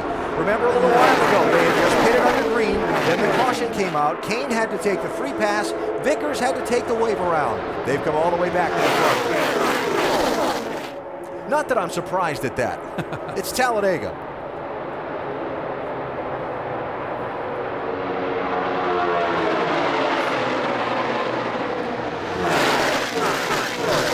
So while we watch this race up front, people having to change the plan. Talk about Stewart and Logano now working together. Remember, Kyle Busch was the one working with Logano earlier, and Denny Hamlin was kind of cut out of the herd. Now Hamlin and Kyle working together. And the president of Joe Gibbs Racing kind of watching this all unfold, Doc. Let's see if we can shed some light on what happened here. J.D. Gibbs, the 18 and 20 worked together very well with the radio. When the 20 went away, the 18 and 11 are trying to work, but it seems to be very difficult. Why the frequency issue? They actually had, the way the radios were set up, 18 and 20 were always working with each other in practice. And when you switch, actually the 11 was working with the 39. 39 goes out, 20 has their issues. And so now everything works pretty much the same except the spotters. To hear them, you have to use one spotter, you can't hear 2. So it's a little bit different, but they kind of got worked out a little formula for it, and hopefully it takes us to the front. All right, JD, thank you very much. So one frequency working for 18 and 20, but they had 3 frequencies trying to work for the 11 and 18. A little more complicated, guys. Yeah, I think one of the things working against... Oh, no, trouble. Allmendinger turned around. Kyle Busch makes contact. More cars involved. Harvick is in it, one of the championship drivers. Lock it down there, AJ. Get it rolling here if you can. McMurray involved. Kyle Busch, Kevin Harvick. Second in the championship, starting the day. Front end damage to that 29 car. A lot of damage to Kyle Busch, too. You can see that right front looks like it's headed the wrong way, like it might have a toe-in issue. And that looked like maybe a push that the 43 of A.J. Allmendinger got through the tri-oval, which is probably the most dangerous part of this racetrack. Juan Pablo Montoya collected. Yeah, so is McMurray. This was a strong pairing right here. Get knocked out. Yeah, and it was Allmendinger being pushed by his teammate, Marcos Ambrose, in the 9. I agree with you, DJ. That looked like that's where that started. Yeah, and the cars get light there already. Tires are straight. You're getting a push, and that's what creates these situations in the tri-oval, because the tri-oval may look rather subtle, but it's a pretty good turn inside the race car. Watch the top there, the outside, 43 and 9. Yeah, it was just a big run that they had. They were going extremely fast, but it's just literally the rear wheels start getting picked up, and then that turns you down the racetrack and into the other cars. It goes back to the thing that the guy behind cannot see. And so Allmendinger was looked like he tried to check up a little bit because there wasn't quite enough room on the outside. And Ambrose just couldn't see that. Yeah, he right there. Yeah, he was probably having to check up just a little bit to keep from running over Joey Logano and Tony Stewart right in front of him. But Marcus Ambrose having no idea, and it just takes a split second of cracking the throttle.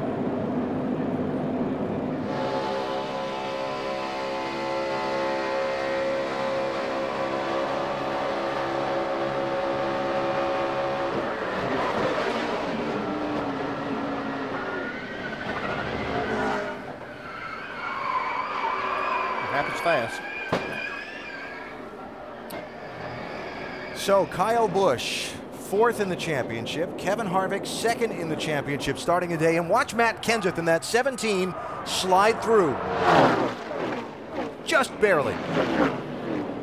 And the good thing there was David Reagan gave Matt Kenseth room to do what he needed. He saw it, even though he was the car behind, he was able to get back, give Matt room, and not run over and push Matt into the rest of the pile. Yeah, that's great reactions for Reagan. You see him just pull right back off the back bumper. And how close Kenseth came to scraping the wall with the right side of that car. From Kevin Harvick. Yeah, Kevin just a victim of this. He was just sitting down there minding his own business. Spin. We're in it. It's all beat up. No way for him to avoid that.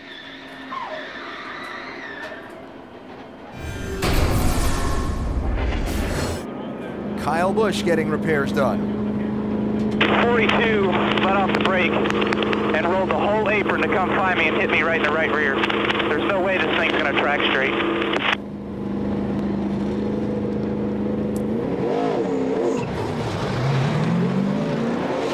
So the first wave of repairs while the leaders come to pit road. Jamie? And Jeff Burton shown as the leader right now. He said, when we pit, we're going to take fuel. See him jack him up on the right side. They're going to put right side tires here. You see him setting up on the left side. 4 tires for Jeff Burton. Vince? Brian Vickers' 28th birthday tomorrow, having a run worth celebrating today. 4 tires, no changes, just Sunoco fuel for the 83. Doc? Casey Kane, 4 tires, trying to get his first restrictor plate win ever.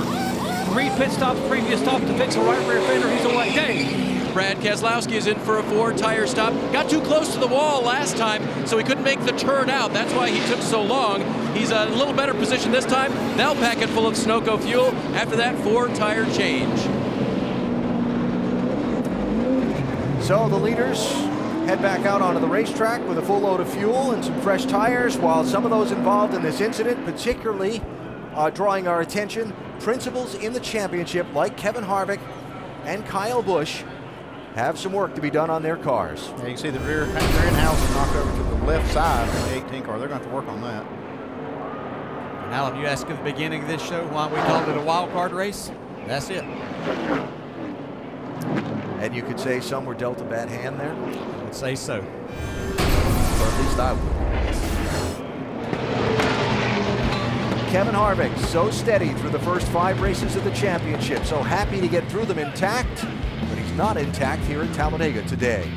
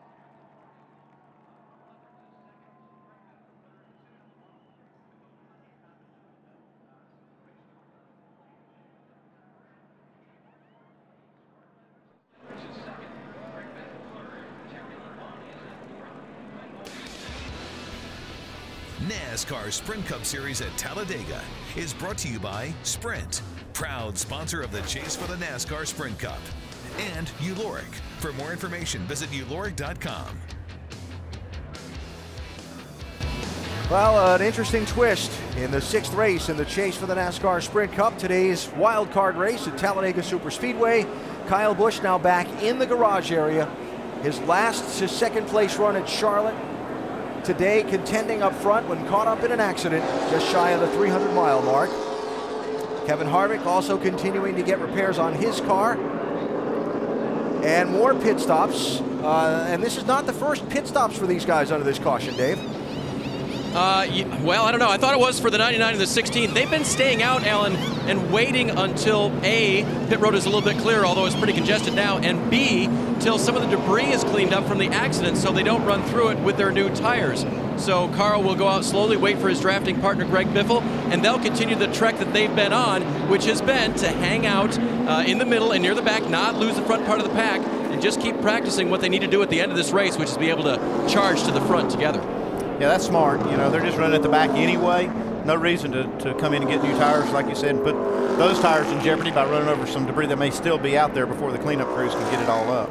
Had an initial wave of pit stops. Then on the next lap of caution, Jimmy Johnson and Dale Jr. and I had Jeff Gordon coming in again, and then a third wave of pit stops here. So you'll pardon my confusion. No, you were saying it. It is confusing, though. A.J. Allmendinger involved in starting this crash a moment ago when he got turned sideways by his teammate Marcos Ambrose coming through the tri-oval.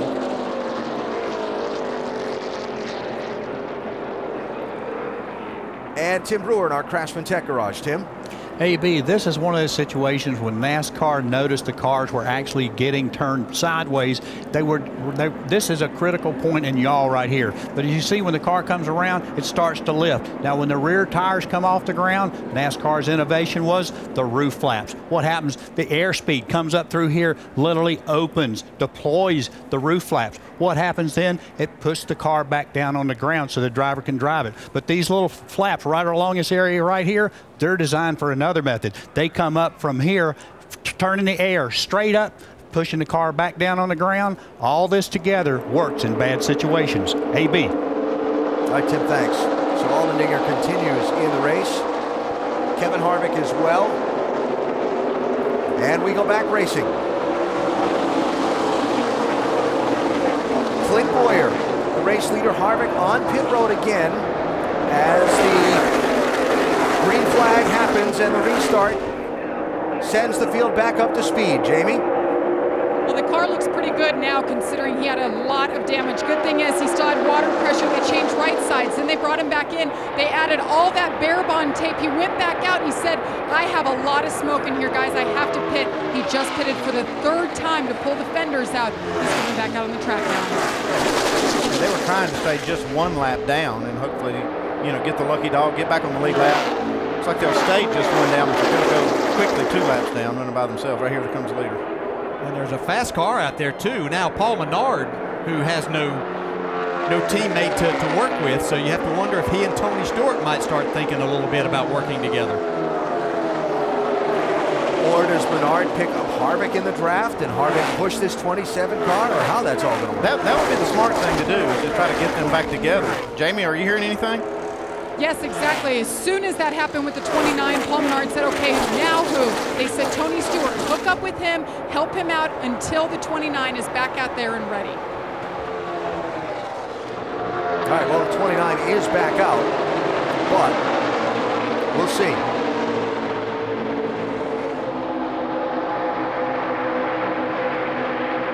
And Menard hanging back for now without a drafting partner at the moment, as Tony Stewart continues to work with Joey Logano. This pairing worked pretty well the last run. I'd be surprised if they break this up. By the way, back there with them, Carl Edwards, still championship leader coming in.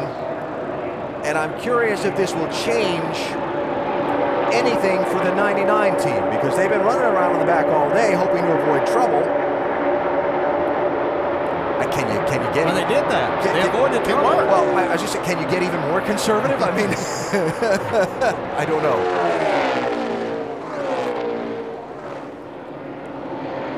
As they run, but still an awful long way to go in this race. The standings tend to take a big shuffle today, and we've still got a lot of racing left to play. Bowyer and Burton ahead of Kurt Busch and Regan Smith, Matt Kenseth running in 5th, Carl Edwards in 28th, Kevin Harvick and Kyle Busch 37th and 38th. We go NASCAR Nonstop, presented by Gillette.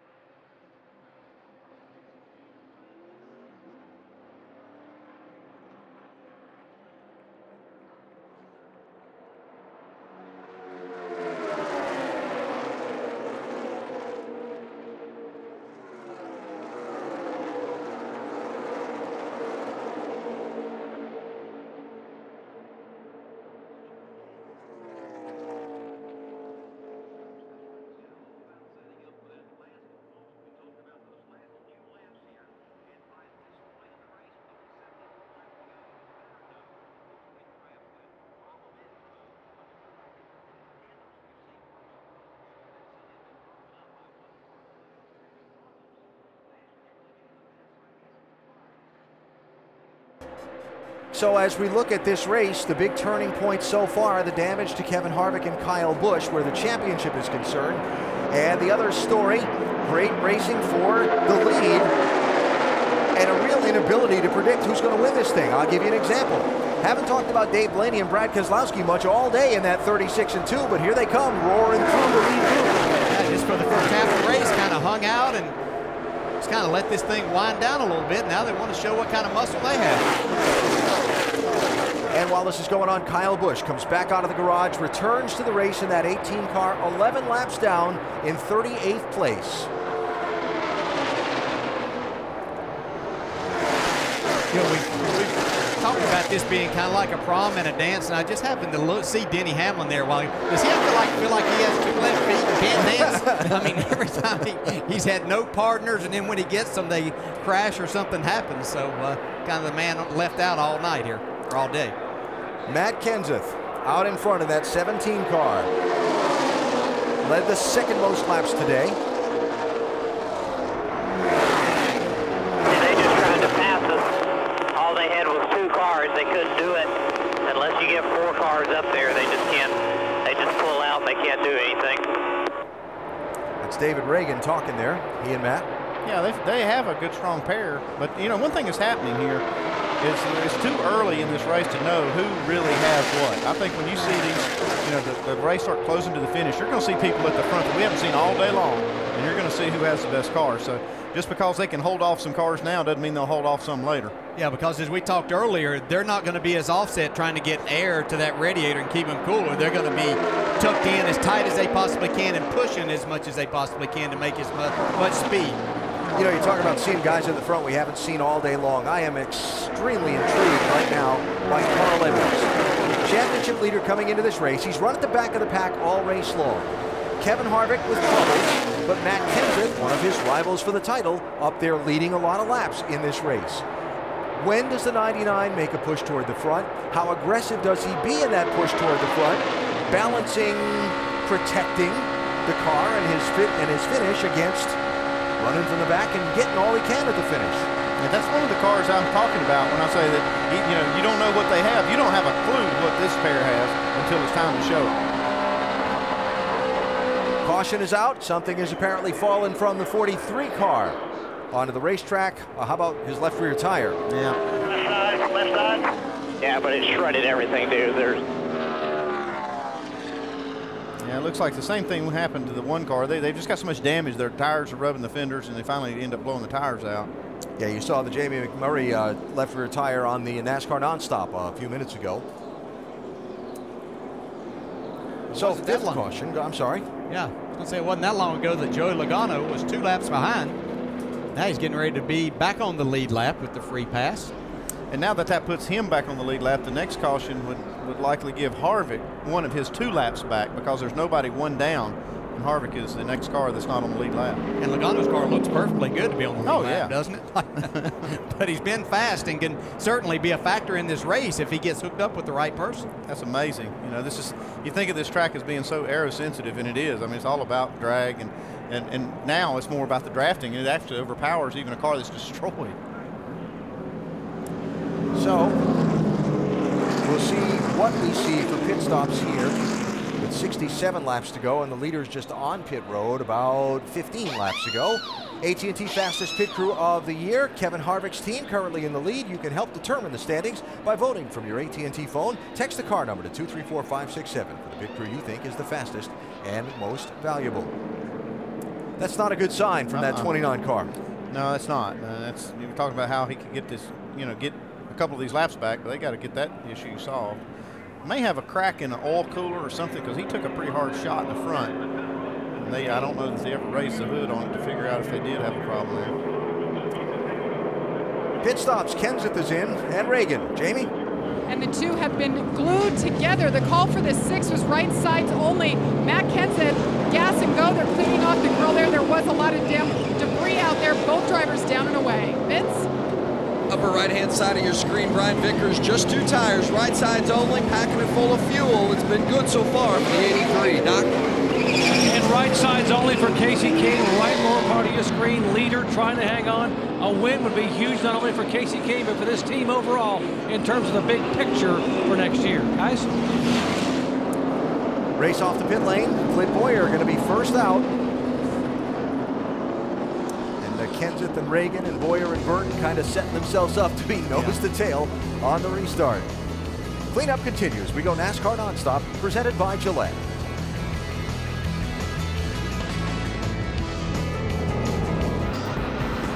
We were talking a few minutes ago about Carl Edwards and wondering if the plan would change any. Well, he and Greg Biffle are talking about it. So it's looking up for you. Yeah, tempo, we just gotta get to the end. I think we're doing a really good job. I think we're being smart. I don't know your whole program, but you know our plan might change a little bit depending on the points. You know, keep you out of trouble and get a top 10 or something. Might be a little smarter just to be easy to go for the top 10 now. Now that you got real problems with the other guys, I don't know. What I'd like to do is I'd like to just stick to our same plan, be there at the end, and I think we can still win this thing. Well, now we know what they're thinking from behind the wheel. And that staggered pit stop schedule continues, Don. Yeah, Jeff Gordon's laid out to be able to lead a lap and get that bonus point for leading a lap here today. Also, just leaving with 4 tires, and basically their fuel window will open in about 20 laps. They'll make their final stop. Anything from 142 on, they can make it on fuel, guys. All right, Doc, thanks. So let's follow up on that Carl Edwards, Greg Biffle conversation and react to what you heard there. Well, I think they're thinking somewhat alike, but I think Biffle's a little more conservative, thinking that, hey, take this day and get out of here, keep yourself right in the points. And Carl Edwards is still thinking, hey, we can win this race. There's fewer of them that we have to beat now that they've had some problems. I think they're just going to be conservative till they get to the end and then make that run to the front. Understanding the way Carl Edwards has approached his racing over the years, I'm not surprised he's thinking we can win this thing. Even though they're in protect mode. That's how he got in this position. Just a matter, like yes, that. and not going there too soon. I like the Biffle style that, hey, if we come up a couple of spots short, that would be okay. But let's not get there too soon, get ourselves in trouble, and be heading backwards on that last lap. More on the 99 from Dave. And just so you know, crew chief Bob Osborne is in agreement with Carl's ideas. In Bob's words, there's no finishing 15th here. We have come to win. I like it. That's what got him the point lead. That's why he's in contention to win the championship. No reason to change that now. I mean, I do agree with the strategy, not to go too soon and try to get in, get up front before you need to. But when it's time to go, it's time to go. We are coming to the restart, which will be with 63 laps to go. Extensive work, as you saw in NASCAR Nonstop, done on Kevin Harvick's car under this caution. That's Harvick lagging back there on the apron. Hearing from pit road that 29 may be coming for a spell behind the wall if they can't get this smoke to stop to NASCAR's acceptance. 63 to go.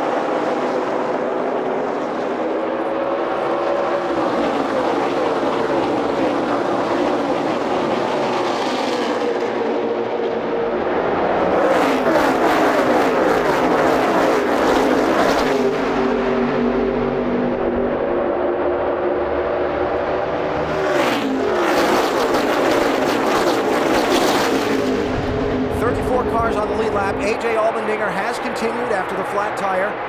He is being shown 2 laps down in 35th. And up front, Clint Bowyer and Jeff Burton get the fast break and get away from Kenseth and David Reagan. And look at Robbie Gordon paired up with Trevor Bayne in the 7 and 21. They're not going away. They've been at the front of this field a lot today. And still sorting it out from the restart of this group.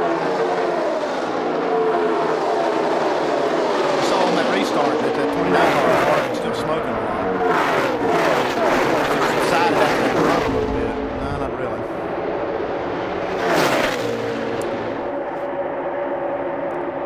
Air Thomas cleared up. NASCAR on its race control channel is telling the 29 team they need to fix the smoke coming from that car.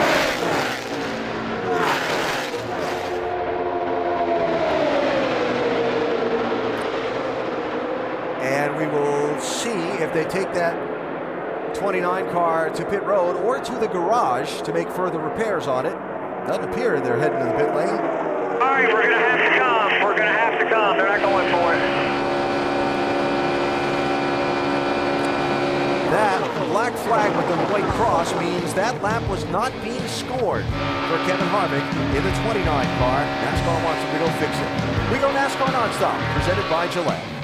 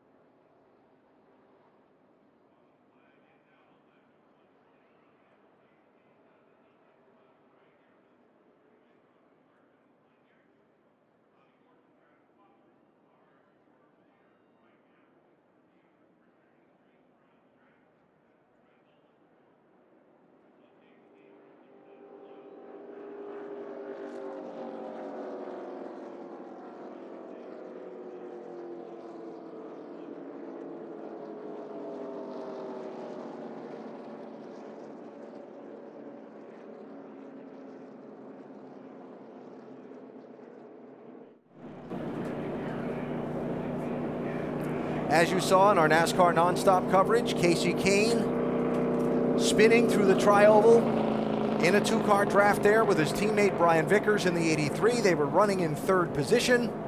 I say they, Kahne was running in third position. And somehow didn't hit anything.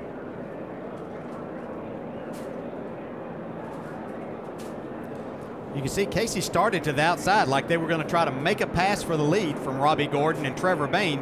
And Brian Vickers got just to the right side of Kasey's rear bumper through that tri-oval where you still have a little bit of wheel in it. Sent him spinning. Luckily, didn't hit a thing. See Matt Kenseth and Reagan again doing a good job.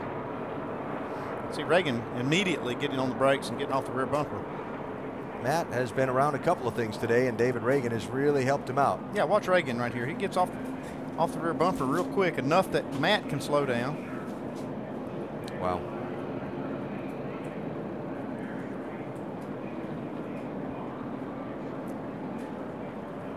So, sixth caution, Kasey Kahne driving back around to the pit lane slowly so as to not have those fenders, the tires that are flat, break apart, tear apart the fenders on that 4. And we work the caution once again at Talladega with 58 laps to go. Mission accomplished for the 4 car. They got off pit road without losing a lap. Some front runners are going to pit. Some are going to stay on the track. Jamie? Matt Kenseth and his teammate David Reagan in. They're saying 4 tires this time, a tear off, and they said they're good to go on tires now. They won't take them next stop, Vince. The 83 of Brian Vickers came in only because the 4 of Casey Kane, his drafting partner, had to come get 4 tires. So it's 4 for the 83, Doc. And Kurt Busch came in and just topped off with fuel, no tire change, pulled off a tear-off. No tires at all for Kurt Busch. You want to be able to have a little more fuel in this next window to make it a little further on a tank. Basically, they can go about 44 laps, guys. Doc, the pit exit thing is getting to be kind of funny while guys are jockeying around trying to get set up to be nose to tail with their drafting partner. Back for the restart, we go NASCAR Nonstop, presented by Gillette.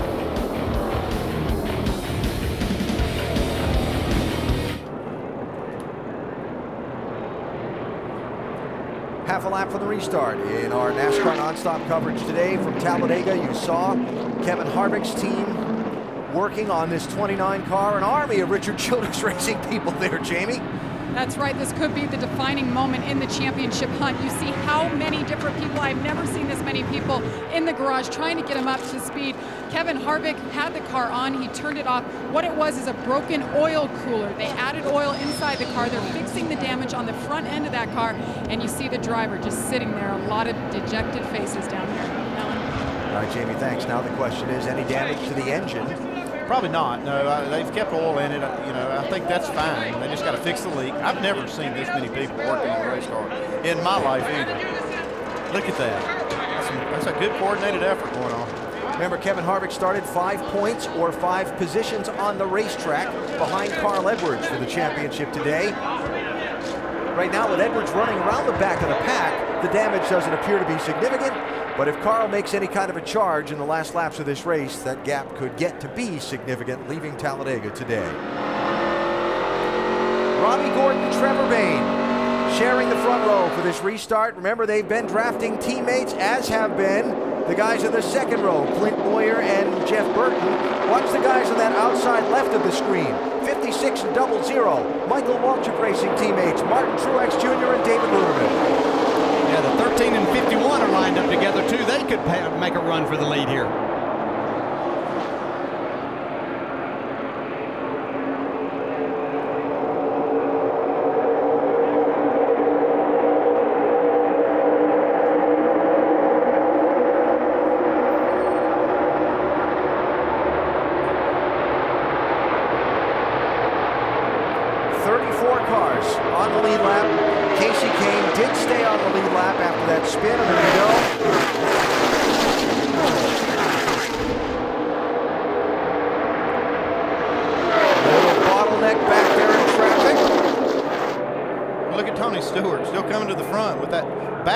Car pushing him. Kevin Harvick back from the garage. 37th place, 7 laps down. Well, there you call their numbers. 14 and 20. Tony Stewart and Joey Logano making a charge to the front.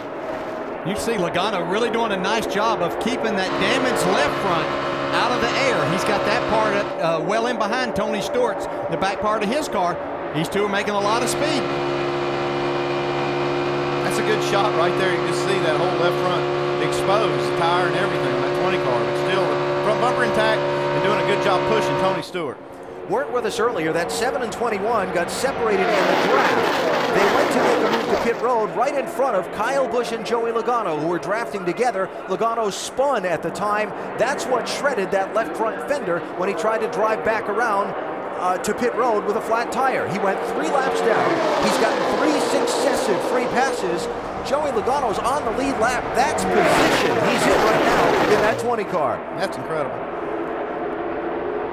Robbie Gordon has done a great job with Trevor Bayne there and driving around this racetrack today, leading the race as they are right here. I don't think this twosome would work nearly as well if these two were reversed, so it might be Trevor Bayne's day to push Robbie Gordon as far forward and maybe to victory lane before this is over. And resetting the story of the 7 and 21. At one point in this race, they got separated in the draft. Trevor Bayne was shaken out of the draft and fell some 12 seconds behind. Robbie Gordon abandoned Denny Hamlin, who had kind of picked up on him, and went back to 38th spot to pick up Trevor Bayne in the draft and brought him all the way back to the lead. A little move right there by Tony Stewart to get over on the quarter panel of the 21, separated those cars. You can see how quickly they're losing speed. 22, 78, Kurt Busch, Regan Smith. Haven't seen them at the front today. Talked about this a little while ago. We've seen a lot of them having trouble finding each other on restarts, but now they're pushing, and they're racing for third spot. And just behind them is the 13 and the 51 of Casey Mears, Landon Castle, making their presence felt again. Can an underdog win? The white cars there. Travis Kvapil, 38. David Gilliland, 34. They could factor into the finish of this one. Look at Ryan Newman's car, which was torn up in an accident earlier, being pushed by Denny Hamlin right now. He's 16 laps down, but car's still fast. And Denny Hamlin is on the lead lap in 9th, and he was out of the draft earlier, the odd man out in an odd-numbered field that's paired up by 2s. Got a lap down, got a free pass, came back around, found a drafting partner.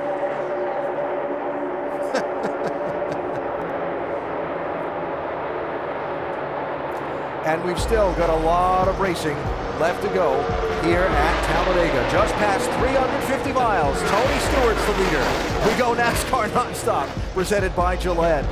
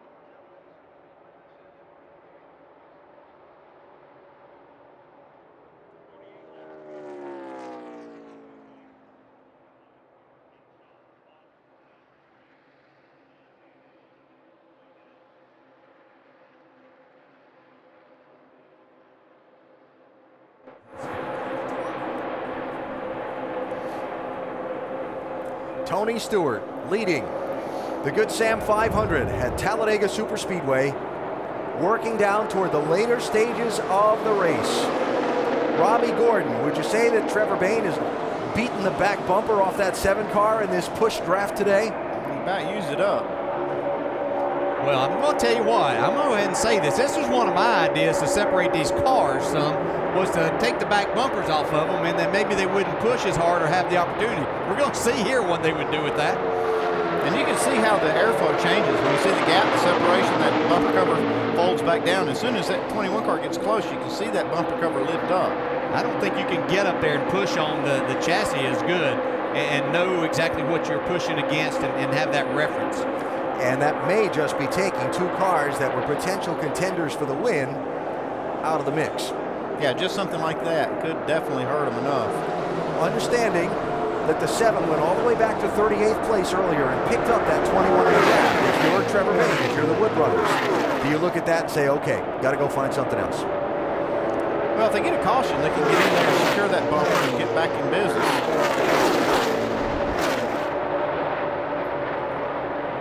It's a tough call, huh? Dave, what are they saying about that 7?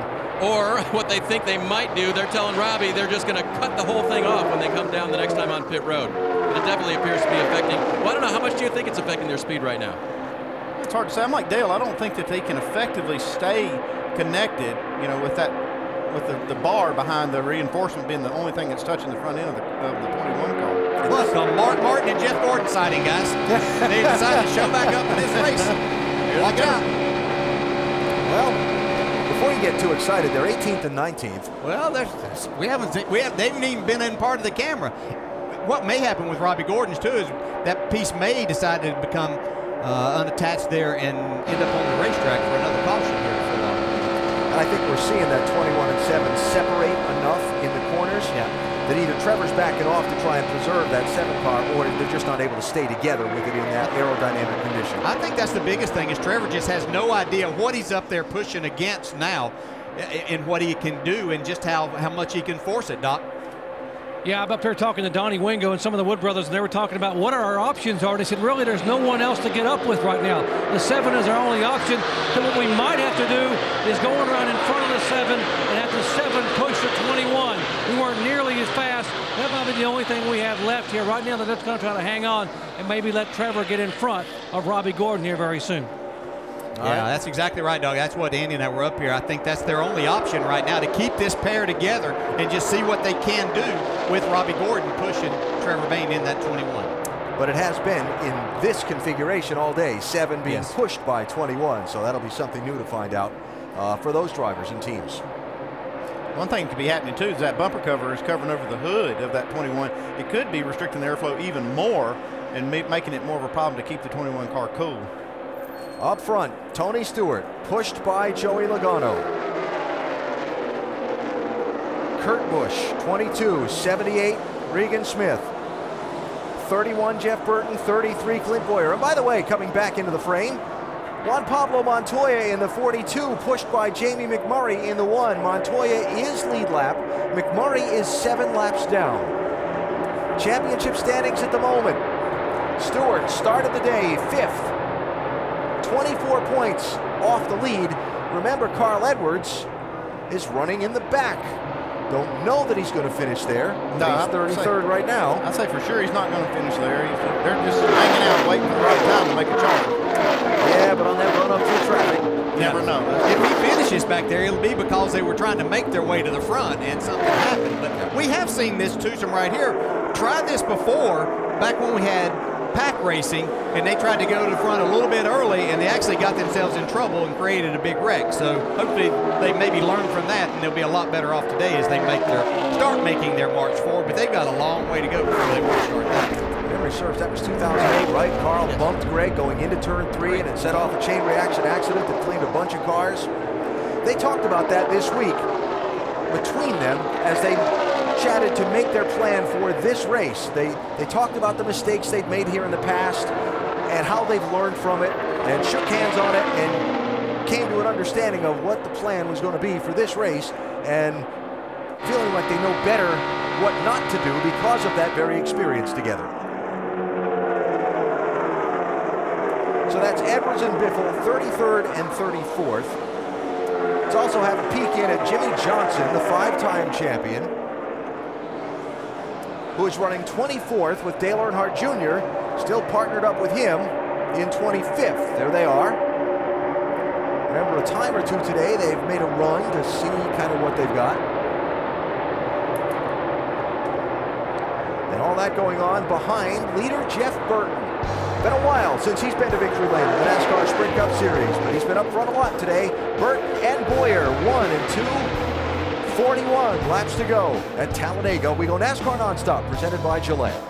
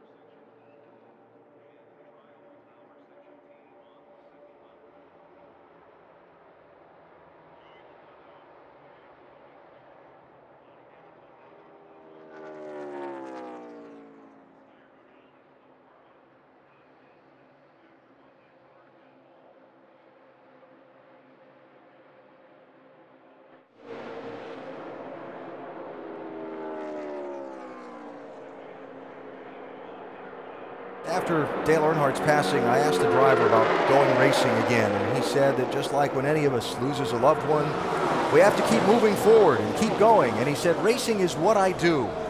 And so it is today that while paying tribute on their cars and their helmets to the fallen Indy 500 champ, NASCAR drivers race on at Talladega. And they race on into the final laps of today's race with Tony Stewart out in front. This massive pack of cars all contesting the win. 34 on the lead lap as we draw into the final laps of this race. As to who's going to win, it's anybody's guess. It's been that kind of race. 63 lead changes, 23 different drivers out in front. And some of those you might consider to be strong favorites at any race we go to, like, for example, Carl Edwards or Jimmy Johnson or Jeff Gordon, we don't believe have shown their hand at all so far today. And is that the 4 car that brought that caution out running forward? You mean that one that spun through this very part of the track a little while ago? Yep, but you'll notice that he's in the pushing position right now. He had enough of that getting pushed too hard. Ryan Vickers in third in the 83. Casey Caton in fourth in the 4.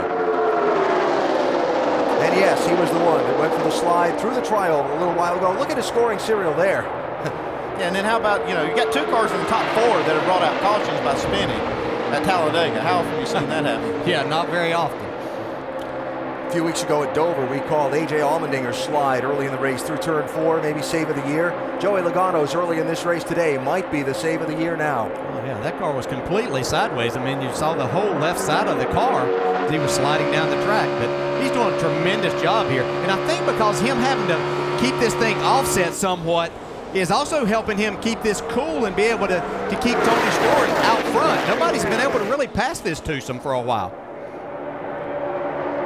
Tony Stewart is within 4 laps of taking over the top spot for most laps led today, which again contains an extra bonus point toward the championship. Weren't with us earlier. Tony was pushing his teammate Ryan Newman. Twice they tried to orchestrate it so that Stewart could lead a lap for a bonus point at the line. Twice it didn't work. Newman got there about 6 inches ahead of him. Third time was the charm. Stewart finally led, and now he's been out in front for the last few laps of this race. How about Travis Kvapil and David Gilliland working together here? Incredible. David Gilliland's got the best finishing average of any driver in these restrictor plate races this year, and that's a pretty incredible stat. Front Row Motorsports, one of the underdog teams of the NASCAR Sprint Cup Series. Gilliland, one of those guys that just always seems to be around the front in these restrictor plate drafting races at Daytona and Talladega. Yeah, and he has a real knack for being able to keep his front bumper attached to the rear bumper. And I think that a lot of drivers are very comfortable with David being in that position, and they know not only can they trust him, but they're going to get a lot of speed out of it also. So the race for the lead. Another round of pit stops still to come. Will there be another twist of plot in the finish of this race? We've already seen Kevin Harvick and Kyle Busch damaged in an incident earlier. Stewart out in front, 32 to go. We go NASCAR Nonstop presented by Gillette.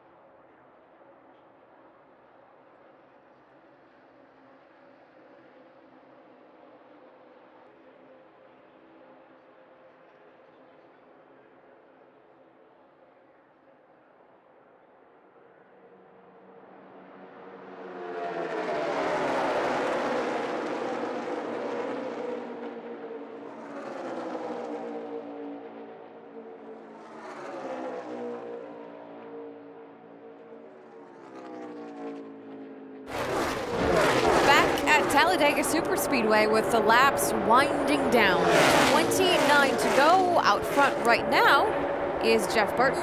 Aerial coverage brought to us by Goodyear.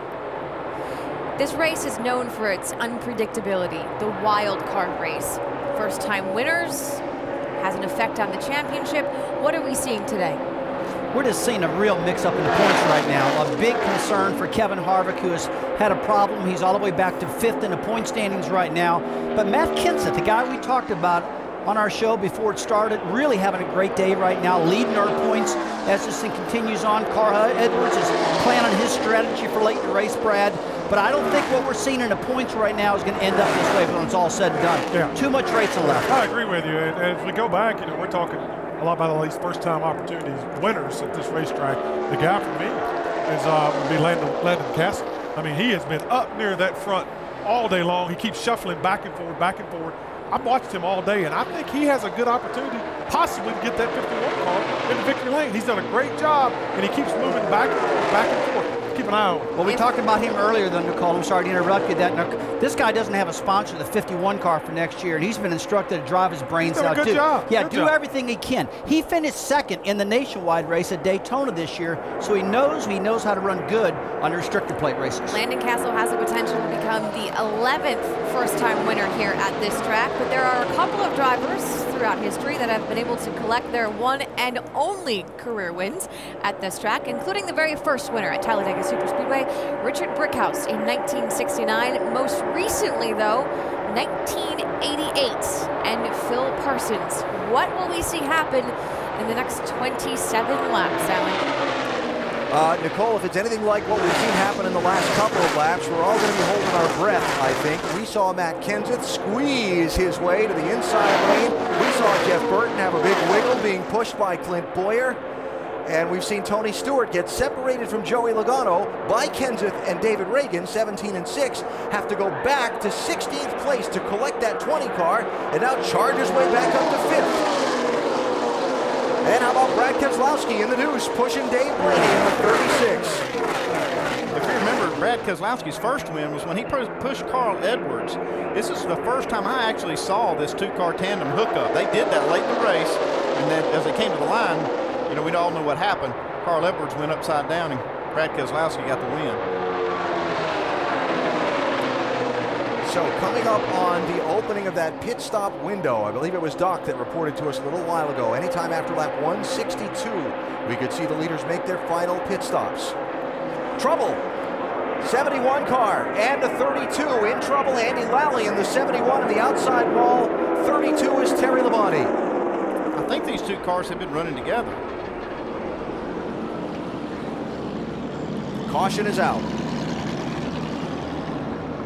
And now those final pit stops will be made under the yellow flag.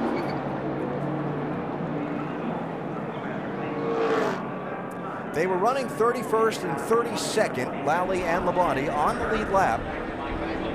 See the winner down on the 71 car. Drivers signal to the safety officials and to NASCAR that he's okay.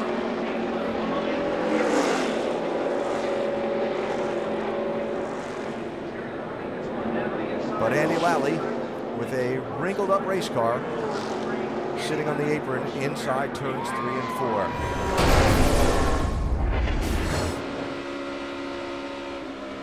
Oh, that's Jimmy Johnson. Stay low, stay low. 71 is wrecked here. Right up there, no pressure. Come on up there, Jimmy, if you need it. Just behind Carl Edwards and Greg Biffle, and that's a hit on the right front of that 48 car.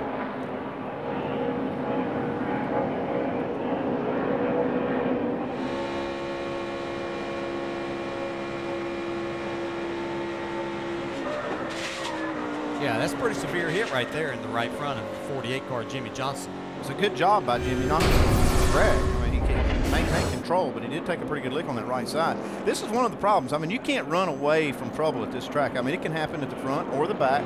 These guys were running at the back trying to stay out of trouble, and it found them. So we'll see what kind of damage the 48 does or doesn't have as the team gets a chance to look at it here on pit stops. It'll be with 24 laps to go. Jamie? And you see them all coming in. First up It is Matt Kenseth. Last pit stop, they said no tires the rest of the way. They clean the grill, pull a tear off, fill it up with fuel. The 31 of Jeff Burton, bottom left-hand side, right side tires only. He and his teammate, the 33, been running up at the front, Vince. That 20 of Joey Logano, upper right-hand portion of your screen, heavy damage to the left front fender. Says he can't lead because of that aero damage, and is not able to push well either. Dave? He's been helping Tony Stewart, but word is that they may not get the help as it's a real traffic jam getting out of here toward the end of the race. Stewart may need to find a new partner. Vince, what's up with the 48? The 48 of Jimmy Johnson, they addressed some of that damage there on the right front. Does not look severe at all. They made the change, the tire change, gave it a little extra time on the right front. Full of fuel for Chad Knaus, and off the 48 goes. Chad will get the update from the crew members that were addressing that right front to see if there's anything else that needs to be done. It looks fine right there. It looks like there's hardly any, if any, damage. Yeah, it looks like it might have got more on the tire itself than it did the actual body. Maybe the golden horseshoe's back? Maybe. Well, as long as it didn't affect the steering any at all, and I'm sure that Jimmy would have told him if his steering wheel was off any at all and it had done anything there. I kind of wonder, though, we heard Dave talking about how the 20 car was not going to help Tony Stewart. I kind of wonder how that's going to work out here. Only 24 laps to go. But first, why would the 20 not continue helping Tony, and then who's going to help him if he doesn't? Unless there's some Joe Gibbs Racing team needs that might override. Working on that back panel on the 7 car for Robbie Gordon. When they get that repaired, they could become a factor again, he and Trevor Bayne. Without question. Remember, they went as far back as 38th and 39th and ran all the way up to the lead, did Gordon and Bayne. Carl Edwards, Greg Biffle on that alternate pit schedule that we've come to expect these last few Talladega races, not pitting with all the lead lap cars, instead coming in a lap later when pit road is in theory less crowded. Although the Biff stayed out there.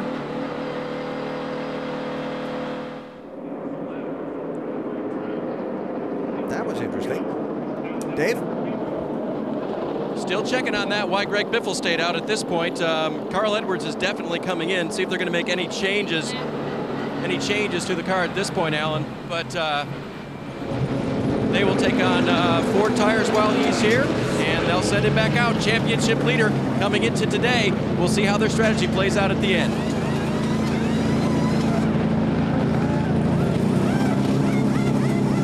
All right, so Carl Edwards will restart at the back of the lead lap cars.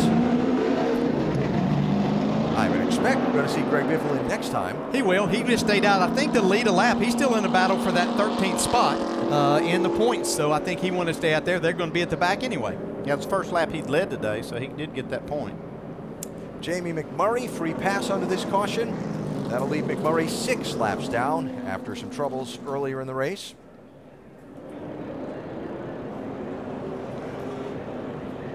And another look at the cause of the 7th caution when Andy Lally got turned by Terry Labonte into Jimmy Johnson and then into the outside wall.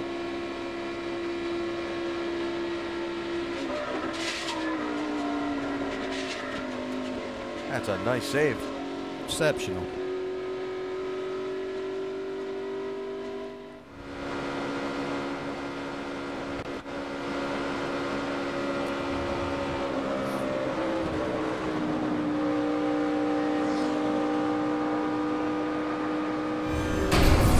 Earnhardt Jr., our in-race reporter, had a good view at that one.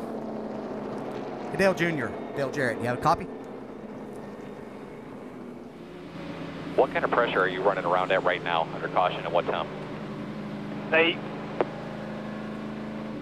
Temperature? Temperature 140.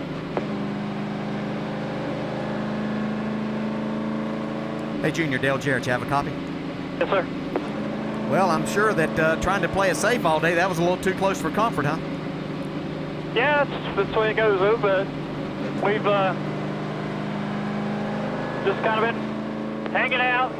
When we feel like racing, we race a little bit. Otherwise, just sort of watch everybody else race. So far, everything's been working pretty good. About time to go to do all the serious work and all the heavy lifting, so we'll see how it works out. You confident that the two of you can take this thing to the front now after hanging out there all day? We got as good a chance as any car on the track as far as talent goes, but we got a little bit better race car than most of these guys, so maybe that'll help us out. Who's going to be the pusher here? I don't know who the pusher is. We'll just have to find out. All right, man. Good luck. Thank you. We'll see how they sort that one out, because they're going to be side by side on this restart. Greg Biffle has pitted and rejoined the tail end of the field. So it is going to be Clint Bowyer in the lead, Matt Kenseth to his outside, David Reagan inside of row number 2 as Casey Kane leaves pit row.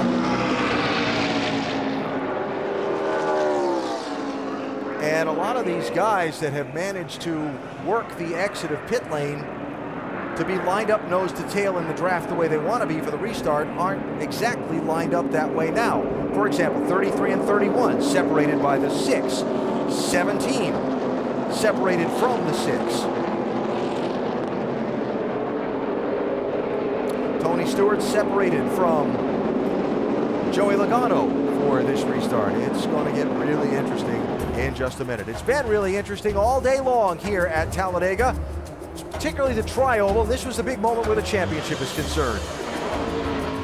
Kevin Harvick and Kyle Busch both involved in this, involved in the chase also. Real close call for Jimmy Johnson in this one. And a tremendous save of that 48 car on the apron of the racetrack at 180, 90, whatever miles an hour. So, Kevin Harvick took the wave around. There are now 32 cars on the lead lap. There'll be 21 laps to go in the race. Have we seen the last caution? And how's the finish of this one going to shake out? Kenseth squeezes in behind Burton and in front of Reagan.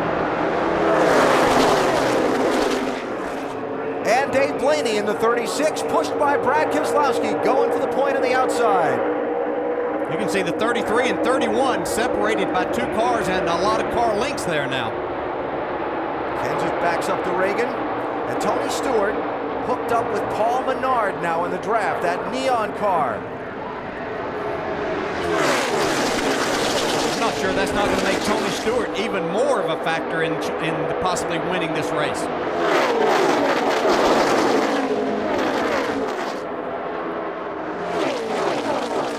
And still hanging out at the back, Carl Edwards and his drafting partner, Greg Biffle. Dave Blaney and Tom Baldwin Racing to the point at Talladega. Yeah, that's nice to see for Tom Baldwin Racing and Dave Blaney. They work hard each and every week just to get these cars to the track and bring a good product there. Good race driver, good owner, and nice to see good things happening. Now you see Denny Hamlin and Joey Logano getting together. And Dale Jr. and Jimmy Johnson looking like they might be trying to push through to the front right now. Well, it's 20 to go, Dale. I know you've done this from the back before. What do you think is the right time to start your charge from the back, either Edwards or maybe even Johnson? Yeah, way too early yet. You know, we saw Trevor Bayne and Robbie Gordon come from 12 seconds back in less than 10 laps to get themselves to the front. So I think there's still plenty of time here. So you're saying about 10 laps to go when you want to make it so? Yes. Tony Stewart to the lead. Remember, it was in this race a year ago that with 16 laps to go, Jeff Gordon was 21st, Jimmy Johnson was 22nd. Chad Knaus came on the radio, said go. They went, but as soon as they got to the front, the 24 had a problem, left the 48 without a drafting partner, and Jimmy was kind of fending for himself for the rest of that race without as much success as they had together all race. All day long for that. I'm not sure that we've seen all that Martin Truex and David Rudiman have today, too. They've been up there a lot. We've seen speed out of these two. Do they have even more here as we get to the end of this race? A chess match.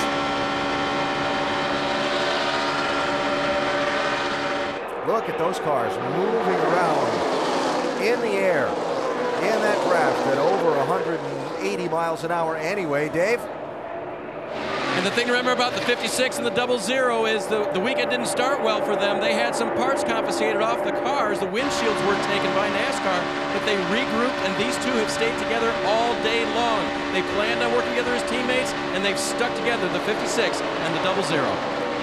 NASCAR saying further penalties to be forthcoming for those two, as well as the 47 team on Tuesday.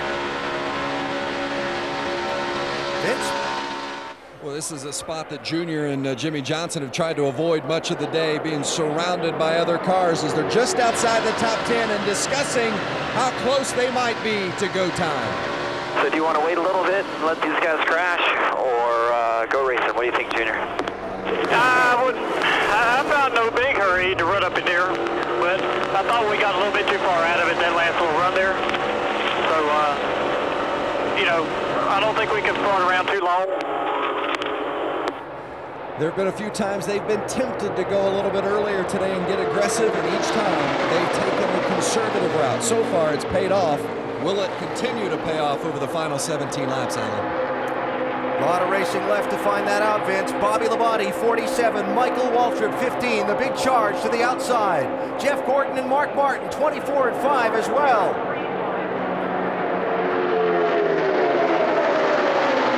Might be looking good as Marcus Ambrose now has Trevor Bayne pushing him.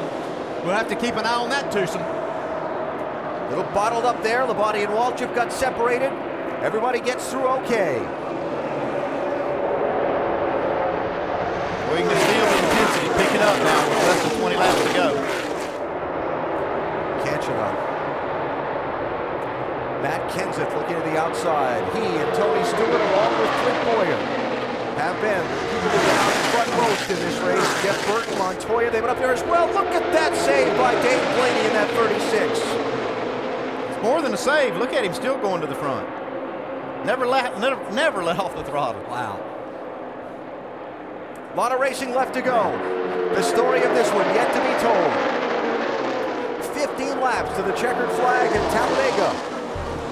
Continue to watch the action as we go NASCAR Nonstop, presented by Gillette.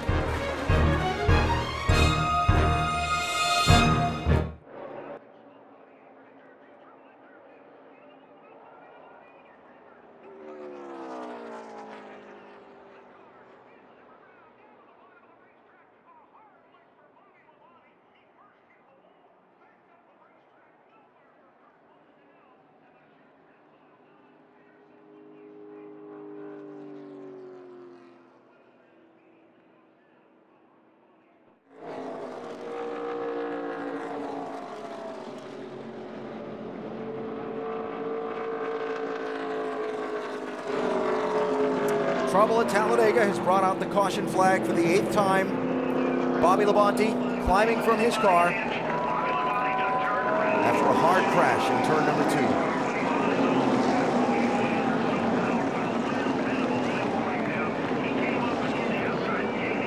Labonte turned out of that big pack that was drafting all the way up into the outside wall and then collecting Kurt Busch on his way back down across the racetrack.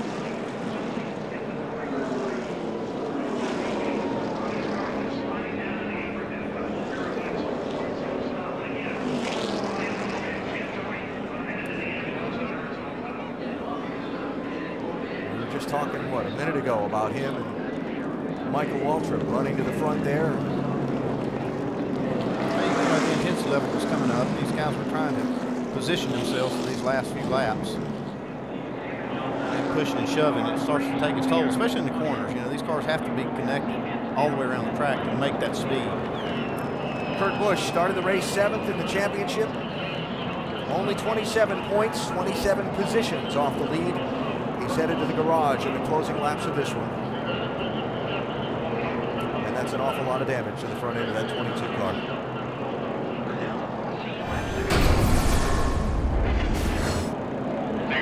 It's Michael Waltrip in the 15, behind Labonte in the 47. Andy Kessler got a piece of that also. See here, Kurt Busch. Hard look for Kurt Busch and Bobby Labonte.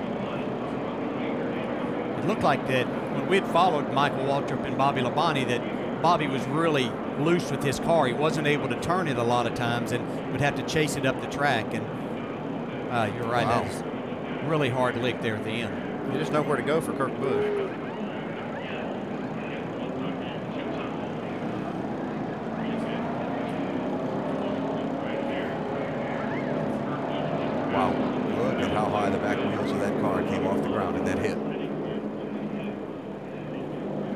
Just an indicator of how hard that collision was.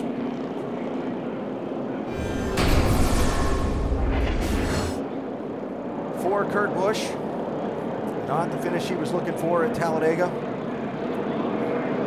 Some pit stops under the caution, not many. You see the 48 on the left of the screen, the 88 Dale Jr. on the right. They've been partners, both taking 4 tires. They just talked about not coming in, but Jr. thought he ran over some debris, so that's why they came. Dave? Greg Biffle and Carl Edwards came through. They were riding in the back trying to avoid contact with any of that action like we saw Bobby Labonte get into. So they rolled through all the debris. Carl Edwards' team had 5-lap scuffs to put on the car only. Not sure what Biffle's team had to put on, but they both felt it was better safe than not to pit. I have to agree. You know, there's a lot of debris from that crash down there, and they're fairly far to the back anyway. Don't lose anything by coming in and getting those tires on. The team's getting 6 sets of tires to run this race. This is now the 8th caution that we've had today. A number of incidents, not all of them crashes. They've had several debris cautions during the course of the day.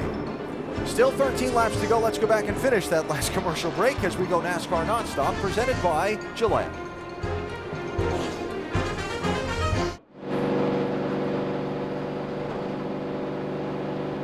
Well, there's your leader in the Good Sam Club 500 at Talladega as we come down to the final 10 laps. Tony Stewart out in front of this race. A race that's been very competitive, 70 lead changes now, 26 different drivers have been out in front. A race that's had its share of twists, some of the championship leaders involved in some incidents, spending some time behind the wall, speaking specifically of Kevin Harvick and Kyle Busch. Kurt Busch now back in the garage area, and Jimmy Johnson, one of the guys that's run around on the back of the pack all day, got bounced off of a little while ago. And Vince, they're still out there in 25th. What do they think? They've been comfortable running toward the back. Chad, now with 10 to go, how confident are you that you guys have the combination to get to the front? I'm just happy we made it to this point. How's that? So I'm real happy with the way Jimmy and Dale have worked together today. They've done a very good job of being very selfless and, you know, putting each other's guys' needs in front of one another. So it's been a really good day. It's been fun working with the 88. Real happy with the Lowe's Chevrolet, and I think we've got an opportunity to get up there. We're just going to have to see. There's more than likely going to be another accident. Hopefully we're not involved in it. We'll hopefully come out here with a decent finish. The last incident, as we're going to take a look at it here, was there any damage done to the car as you guys went through the debris? No, not really from the debris. We had some contact from the 71 on the right front tire, and it may have bent the toe just a little bit, but it could have been a heck of a lot worse, that's for sure. Thanks, Chad. Dave? Darian Grubb has made very few adjustments on the race car today for Tony Stewart, but you had to make a big adjustment in who your drafting partner was. What's that going to do for you? Better situation? It all just depends. It depends on whether we think we can trust who's pushing us or not, but everybody can tell we got a fast car. We're able to drop it to the front with 2 or 3 different guys. Hopefully we can keep it up there with El Monterey and Office Depot. Did you believe how far you were able to get with the 20 car with its damage? Yeah, 20's a good pusher, and we wish we could have kept him, but we're going to look for the best guy out there right now. They went shopping for Paul Menard, and those guys said yes. So, Alan, that's the matchup for the end for the 14 car. Yeah, the racing version of let's make a deal. Let's make a drafting deal. So, 1 to go. And Tony Stewart, as the leader, has chosen the outside lane. Remember that race, well, the Daytona 500, where David Reagan, in a hurry to get down in front of his drafting partner, Trevor Bayne, didn't wait until he crossed the start-finish line before changing lanes and was penalized by NASCAR. Before Stewart pulls over in front of Menard, he's got to wait until they're across the start-finish line.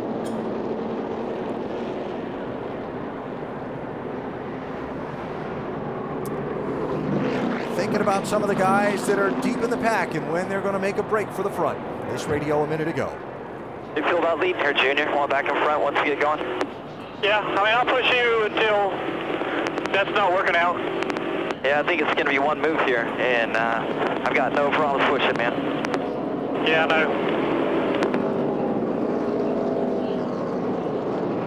Well, right now, Jimmy's got to get to Junior first, and then we'll see how they fall in line as who's going to be the guy in front in that 2-car draft. Yeah, my personal opinion, I'm not sure that's the best scenario. I'm not sure that this isn't a more formidable pair with the 48 in front and Junior pushing. It just seems that their styles match up a little bit better that way, but hey, they're driving these things and they know what they can make work. We'll see what happens. And what of Carl Edwards? championship leader starting the day, has hung around at the back of the pack all race long. His drafting partner, Greg Biffle, is behind him. As we come to the final 10 laps, when will he make his move? Will he get through cleanly? Can he win the race? Fans of Talladega on their feet, ready to see what's going to happen. Tony Stewart, the race leader. Watch that start-finish line, 10 laps to go, green flag is up.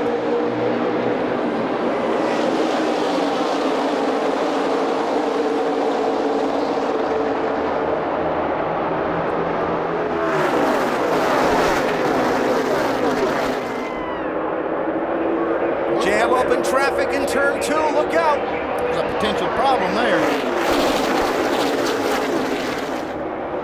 I'd have to say that'll give that outside lane a big run going down to turn 3. Look at this accordion. Jeff Burton to the point in the 31, pushed by Clint Bowyer. Oh, look at Jeff Gordon stick his nose in there, starting to get aggressive now. So tight with Mark Martin's drafting help. And to the outside, Matt Kenseth, 17, David Reagan, 6. They've been one of the more formidable drafting groups all race.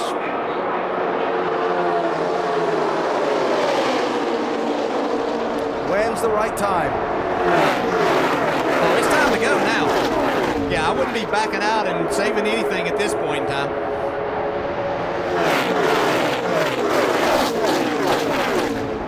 You still see Carl Edwards and Greg Biffle. They haven't made their move really to the front. I don't know if they're trying to, but they haven't done it yet. 4 in the lead. Stewart and Menard to the outside.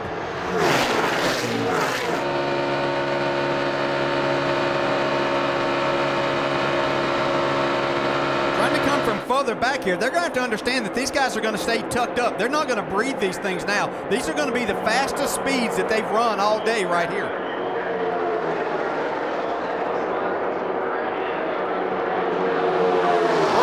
That lap by half a car length. 8 laps to go. Good Jeff Gordon. Oh, trouble right there. Martin and Hamlin and Regan Smith with a hard crash. In front of you there. Stay focused. Stay coming down. Watch him coming down.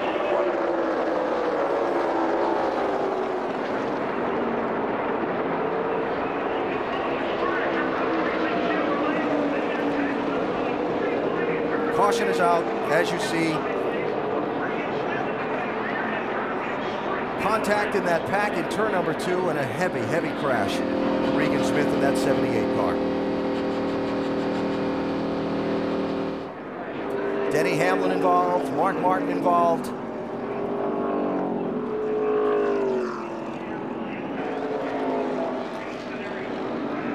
And the safety workers there at Regan Smith's car. He had dropped the window net before the safety workers came up. His indication to them that he was okay.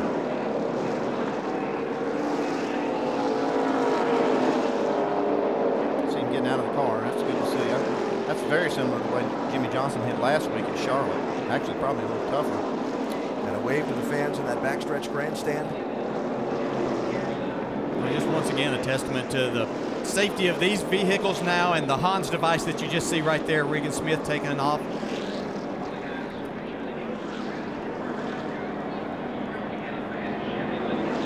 Hate all day long. You run, you do the right things, you got yourself in a position, and then with less than 10 laps to go, all those hopes and dreams taken away from you. What happened here? Kind of ran into a roadblock. Gordon and Martin did. Boy, he just about clipped Jeff Gordon too right there. Regan Smith did. You can see that, but it was like Mark got detached from the 24 of Jeff Gordon just a little bit. Denny Hamlin stuck his nose in there, but Mark came back down just enough to trigger that. You can see it got Jeff Gordon loose. That's what happened right there. He had to get out. Then Mark, as he tries to get back to Gordon, the 11 is there. And another aspect of this racing, DJ, Joey Logano in that 20 can't see through Denny Hamlin's car, so even if Denny has lifted off the gas there, he's got no idea. No.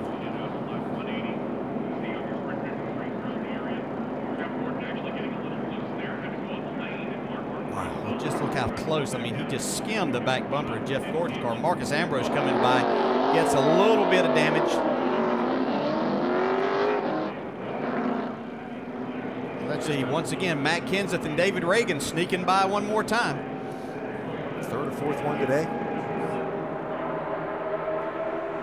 See this, you know, when Mark hits that right rear, it just, the angle that it sends Regan Smith into the wall is tremendous. Yeah, and it looked like what happened was Jeff Gordon had to check up just a little bit. He was closing on Tony Stewart and 27 of Paul Menard a little too quickly. Mark got into Jeff, and that got him a little bit loose, and then that's when everything else happened from there. Some pit stops here, including Carl Edwards, the championship leader, Dave. Along with his teammate Greg Biffle, his drafting partner. Again, the same issue for them. They were in the back to avoid everything that just happened in front of them. But in doing so, they believe they ran through debris again. So they're going to change 4 tires each car. In Carl's case, he was told, and we're going to give you scuff tires with, quote, even more laps on them. That shouldn't be a big issue. The tire wear very good here. The only issue is that the glue on the lug nuts might not have been dry, and so it'll take him just a little bit longer to get that done. But he'll rejoin with Biffle, and I think they'll maybe push the button now, guys, to go to the front. Well, and the question becomes, when they get all this debris cleaned up and we go back racing, we're not going to have many laps left in this race, and the time to make that charge is now. Is there an open lane to make that charge through, and what can they get out of it? Well, that's the position they put themselves in now, is to be able to do that. That's going to be the key factor, is will they have anywhere to go as they try to make this charge? Haven't been with us all day. Carl Edwards has ridden around in the back of the pack all day as the championship leader coming in. The closest driver to him in the championship starting today, Kevin Harvick, was involved in an incident back at lap 104, just past halfway in the race. He spent a little bit of time in the garage. Harvick is back in the race, but is 9 laps down in 34th place. So Carl standing to gain a chunk of ground in the championship on Harvick if he can get through these final laps cleanly.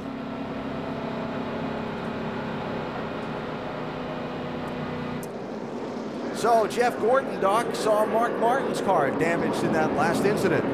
And they've been politicking for a drafting partner. Here's what's going on down here with the 24 car.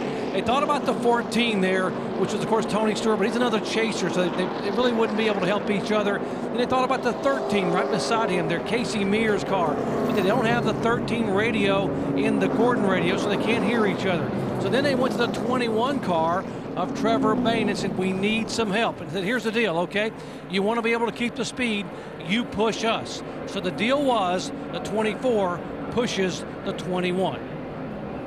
Interesting. Very interesting. You know, those two worked really well together in Daytona. Yeah, but I knew from earlier orders in the week that it wasn't going to be the 21 pushing the 24. That wasn't going to happen. Stories going around the garage that Ford told its teams that they should work with Fords in this race and help particularly the Ford cars competing for the championship.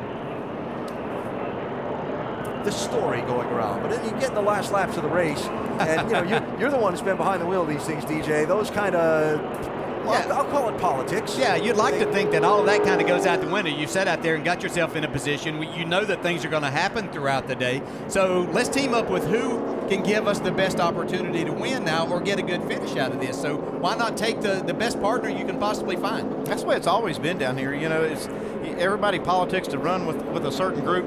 And sometimes it's not manufacturer working with manufacturer. Sometimes the best partner you can find has a different emblem on the hood.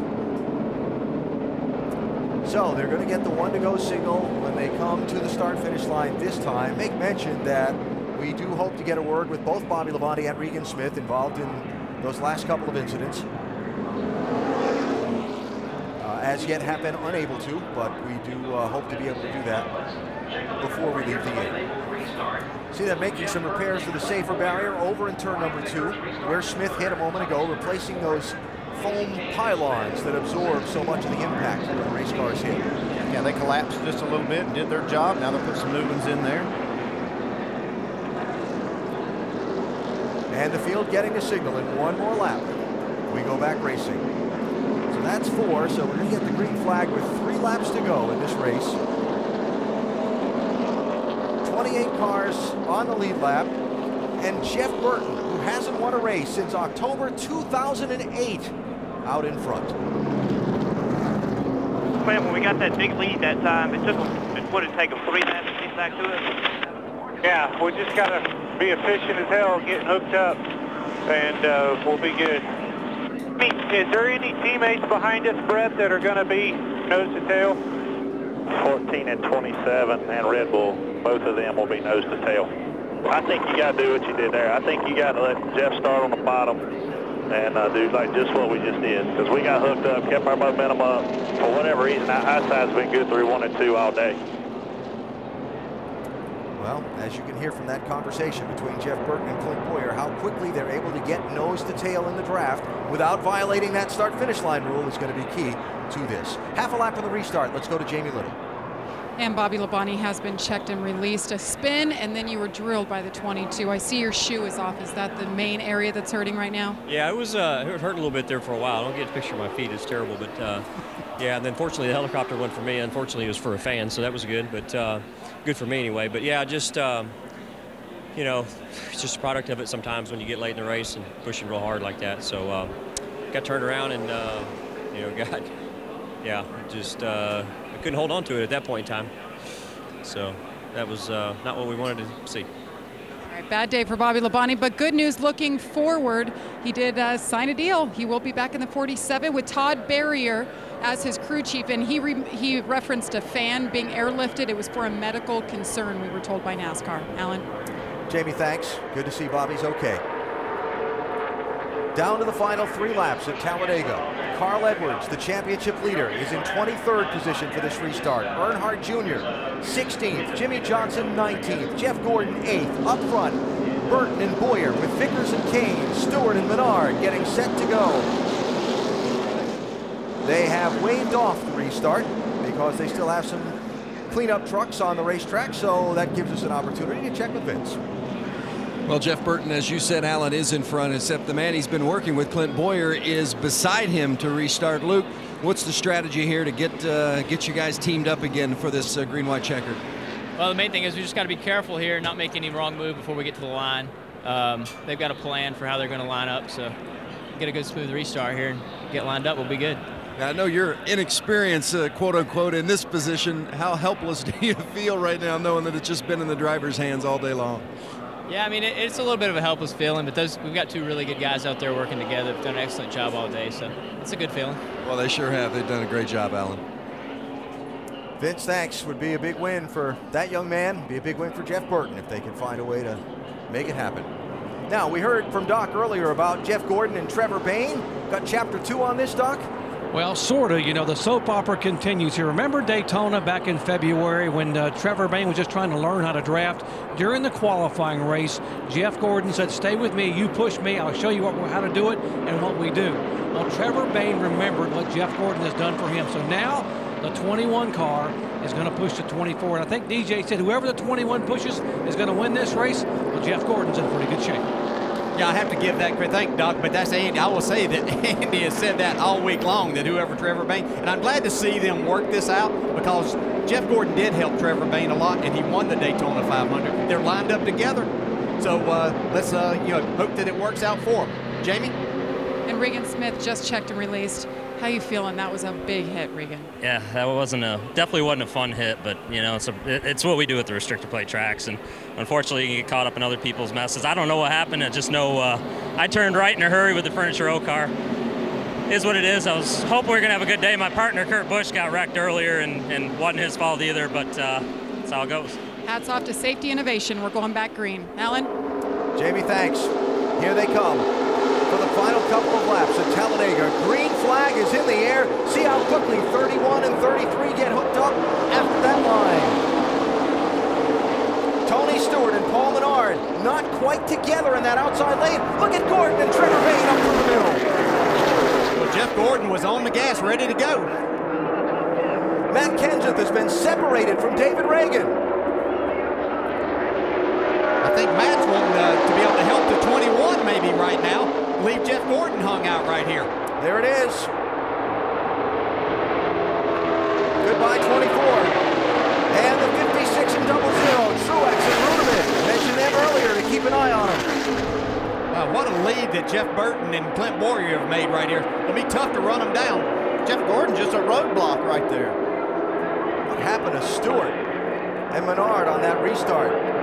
Michael Waltrip looking for a partner.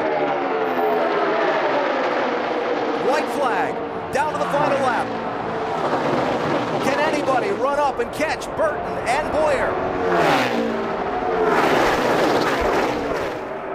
They've got some ground to make up if they're going to do it. Shuffling around in this pack. 8 of the last 12 races here have been decided on the last lap. Dave Blaney first to break from the traffic with Brad Keselowski. Here come Brian Vickers and Casey Kane. Whole knot of cars behind them, but Jeff Burton is a half a lap for victory. This far clear of the pack. Does Bowyer pull out and try and win? There's a chance that Bowyer might try to pull out and win when they get to the trial. There he goes. Here he goes. Does the pack have a chance to run him down? Side over there, you and him. No pressure. Side by side in contact. The pack is not going to catch him. They still got a shot. Clint Bowyer gets the win. I don't know who won that. Good job, Clint.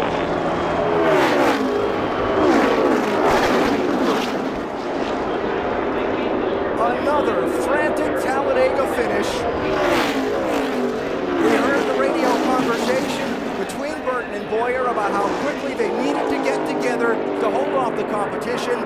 They did it, others around them faltered, and then they raced for it between themselves. That's exactly why Clint Bowyer wanted to get Jeff Burton out there so they could get far enough that he might could make a move to have a chance to win this race. That was passing at his perfection there. Good job, guys. Good job. But Dave Blaney coming home third in that Tommy Baldwin car. Yep. Blaney with third. Stewart wound up 7th, Edwards 11th, Jimmy Johnson and Dale Jr. 26th and 25th. Michael Walker gets a top 10 finish. Yep. And Clint Bowyer leaving this team at season's end. And a lot of the people working on this car, I'm sure, are wondering where it's all going. And they're in victory lane in Talladega.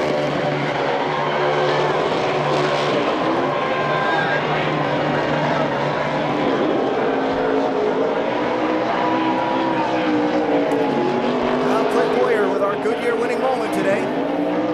Burning down a set of those Racing Eagles, celebrating another Talladega win.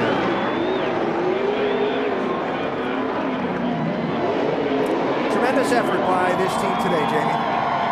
Shane Wilson, the crew chief, I talked to him this morning about things coming to an end in 4 more races. You said, we have no pressure. We can just go out and win. How sweet is this victory? It's really good. I mean, this deal, we've worked hard, and we've been close here and there, and missed a chase this year, but this group is a good group, and it's a shame it's going to the end, but it's the way it is. And just proud of everybody today. Everybody at RCR, ECR had really good cars today, and just glad.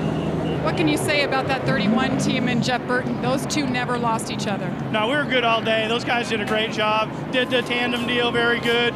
You know, track position was worth a little bit, especially at the end, and I think it made us better for the end, running up there all day. 2 years in a row, they're victorious. Clint Bowyer back in victory lane, Vince.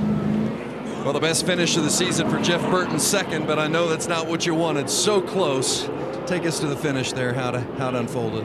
Well, I mean, it was, that's plate racing. I mean, we put ourselves in position to win the race, and Clint did a great job. I thought he made his move a little too early, and as it turned out, he did perfect. So, we had a great day, and part of it wants to cry, part of it wants to cheer. Anytime you leave here and you can, cars in one piece, you should be happy, but come that close after the year we've had is pretty disheartening. What kind of encouragement does it give you, though? Well, it's been a hard year. I mean, it really has, and I'm proud of everybody though for keeping their heads up, and everybody's continued to fight. And proud of Caterpillar and Chevrolet and SKF and everybody on this car. All these people on this car have been very committed to us, even though we've had a bad year, and I really appreciate that. A pro's pro, Jeff Burton, second today, Alan. Vince, thanks. And so the championship standings at the conclusion of today's race, after the troubles earlier in the race for people like Kevin Harvick and Kyle Busch, after Carl Edwards only ran through to 11th at the finish, pointing at the flat tire there on the 33, burned it down in the burnout. And so here is what your championship picture looks like as we head on to Martinsville and the final 4 races. Brad Keselowski still solidly in this. Matt Kenseth, 14 positions on the racetrack behind Carl Edwards. Edwards ran around about 30th most of the day. He wound up finishing in the 11th spot, Doc. He did. He hung in the back for a good bit of the day, and Carl, when it was over, an 11th place finish and the biggest lead in the chase thus far. Describe your day for us. First of all, I gotta say Greg Biffle is amazing. He is just an unbelievable driver and best teammate a guy could hope for. Got to thank Subway for being on board. It's a big month. It's any Tober, any $5, any footlong, regular footlong is $5. And Aflac, Ford, Kellogg, Scott's, all the fans in Sprint. But this race is insane, you know. And that last dash to the finish, Greg and I had laid back, and we thought we'd, we wanted to get a forward to victory lane, but we just thought we'd do the best by being out of the wrecks. And man, he just does an unbelievable job. The communication was unreal. I just hope we can work together at these races from now on. Carl Edwards and Greg Biffle, great teamwork, and the lead now 14 points. Alan? Doc, thanks. Some fireworks in the final laps and some fireworks back in the garage area, too. Apparently, looks like the 78 transporter perhaps putting some... I'm not sure it's not coming out of the 78 or the one. Either way, safety officials on the scene back there in the garage area containing the situation. We're told it is the 78. Looks like the actual, see the tractor, the paint on the actual truck itself. Get a follow-up report on that. Talk about making a bad finish to a race even worse for that 78 team. The hard crash late in the going today. No hard luck for Clint Bowyer as we head down to Napa Victory Circle to talk with the Kansas Clint winner at Talladega.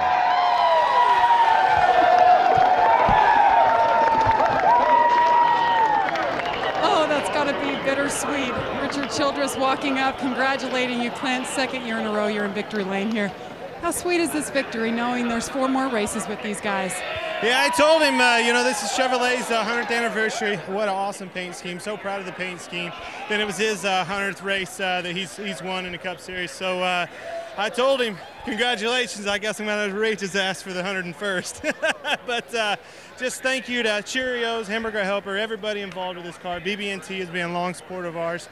It meant a lot to me to get all these guys back in victory lane before we cap off this season. So good day. Thank my teammate Jeff Burton. We just were really good together. We thought about it. We talked about it a lot before the race, and things really did play out just how we planned. We were really good on the restarts, getting together, getting bunched up before the other cars, and I think that's ultimately what won the race. You guys never got separated from each other. One of the few tandems. Take us through the last lap. I know you guys had some funny commentary back and forth on the radio under caution. Yeah, I mean, it was, it was pretty, calm day, to be honest with you. It's just kind of methodical, and I wanted to stay up front. I told him we needed to stay up front, stay racing with these guys. That way, when the time comes, we've practiced, we're ready for it, and we can race, like the end of the race needs to be raced. But our restart, we got bunched up before everybody else. I was really, really worried about, especially the 14 to 27 were hooked up. The Red Bull cars were hooked up. I didn't think it was going to be like that, but sure glad it did. I wanted to, obviously I was trying to figure out where to pass him, and I was going to, I said I'm at least going to give him a shot at it. I'm going to try it early, and it's going to be a drag race. Well, after crashing in 2 of the first 3 restrictor plate tracks, Clint Bowyer wins here at Talladega. Alan? And another last lap pass here at Talladega. 4th race in a row, 5 of the last 6 now. And Richard Childress Racing, 100th NASCAR Sprint Cup Series victory. You had a hand in a few of those there, Mr. Yeah, Petrie. a few of them. I heard Clint say that he was going to race Richard to the next one, but hey, they might get it together. They still got 4 more. Career best finish for Dave Blaney in 3rd today, Vince. That's right, restarted 14th on that final restart. How'd you get up to 3rd there in the last couple of laps? I don't know. I had that big blue 2 car pushing me. I can't thank Brad Keselowski and that whole team enough. They committed yesterday or Friday to just work together the whole day, and we kind of struggled at times figuring out what to do and how to do it and when to do it. But man, he could really push me well, and it turned out good. But man, happy for Golden Corral. Finally get to feed a lot of kids on Monday, and that's big. That's big for us. Happy for that, and it's Dave Blaney's birthday tomorrow, so a little something extra to celebrate. Doc? And Brad Keselowski restarted 15th and finished 4th. And Brad, how? 4th, exactly. finished third and fourth, Jerry. Okay. And how wild were those final 9 laps? Crazy, man. I told the guys in the spotter stand that Dave Blay and I had this. They could walk downstairs and grab a Miller Lite because there's nothing you can do for us once they drop the green on the green-white checkered. And my team, they gave me the car, and we just came down to teamwork with Dave at the end. Worked hard with him. I want to say thank you to Dave Blaney and his whole team, but all came together at the end, and this is exactly how we needed to leave Talladega with a strong finish. Gained points on the leader, gained points on really all the chase cars, and very proud of the effort, and proud to have had a good day, and feel very fortunate to have missed all the wrecks today. And I don't know, it must have something to do with the in memory of Dan on the back of the car. It was a great day for us, and I want to say a shout out to him and his family. Carrying a memory of Dan Weldon on the back of this car, guys. Vince? Ryan Vickers, he and his teammate Casey Kane worked well together all day today, almost top 5, I think, all day long. You end up 5th. More fun or frightening today? It's a long day.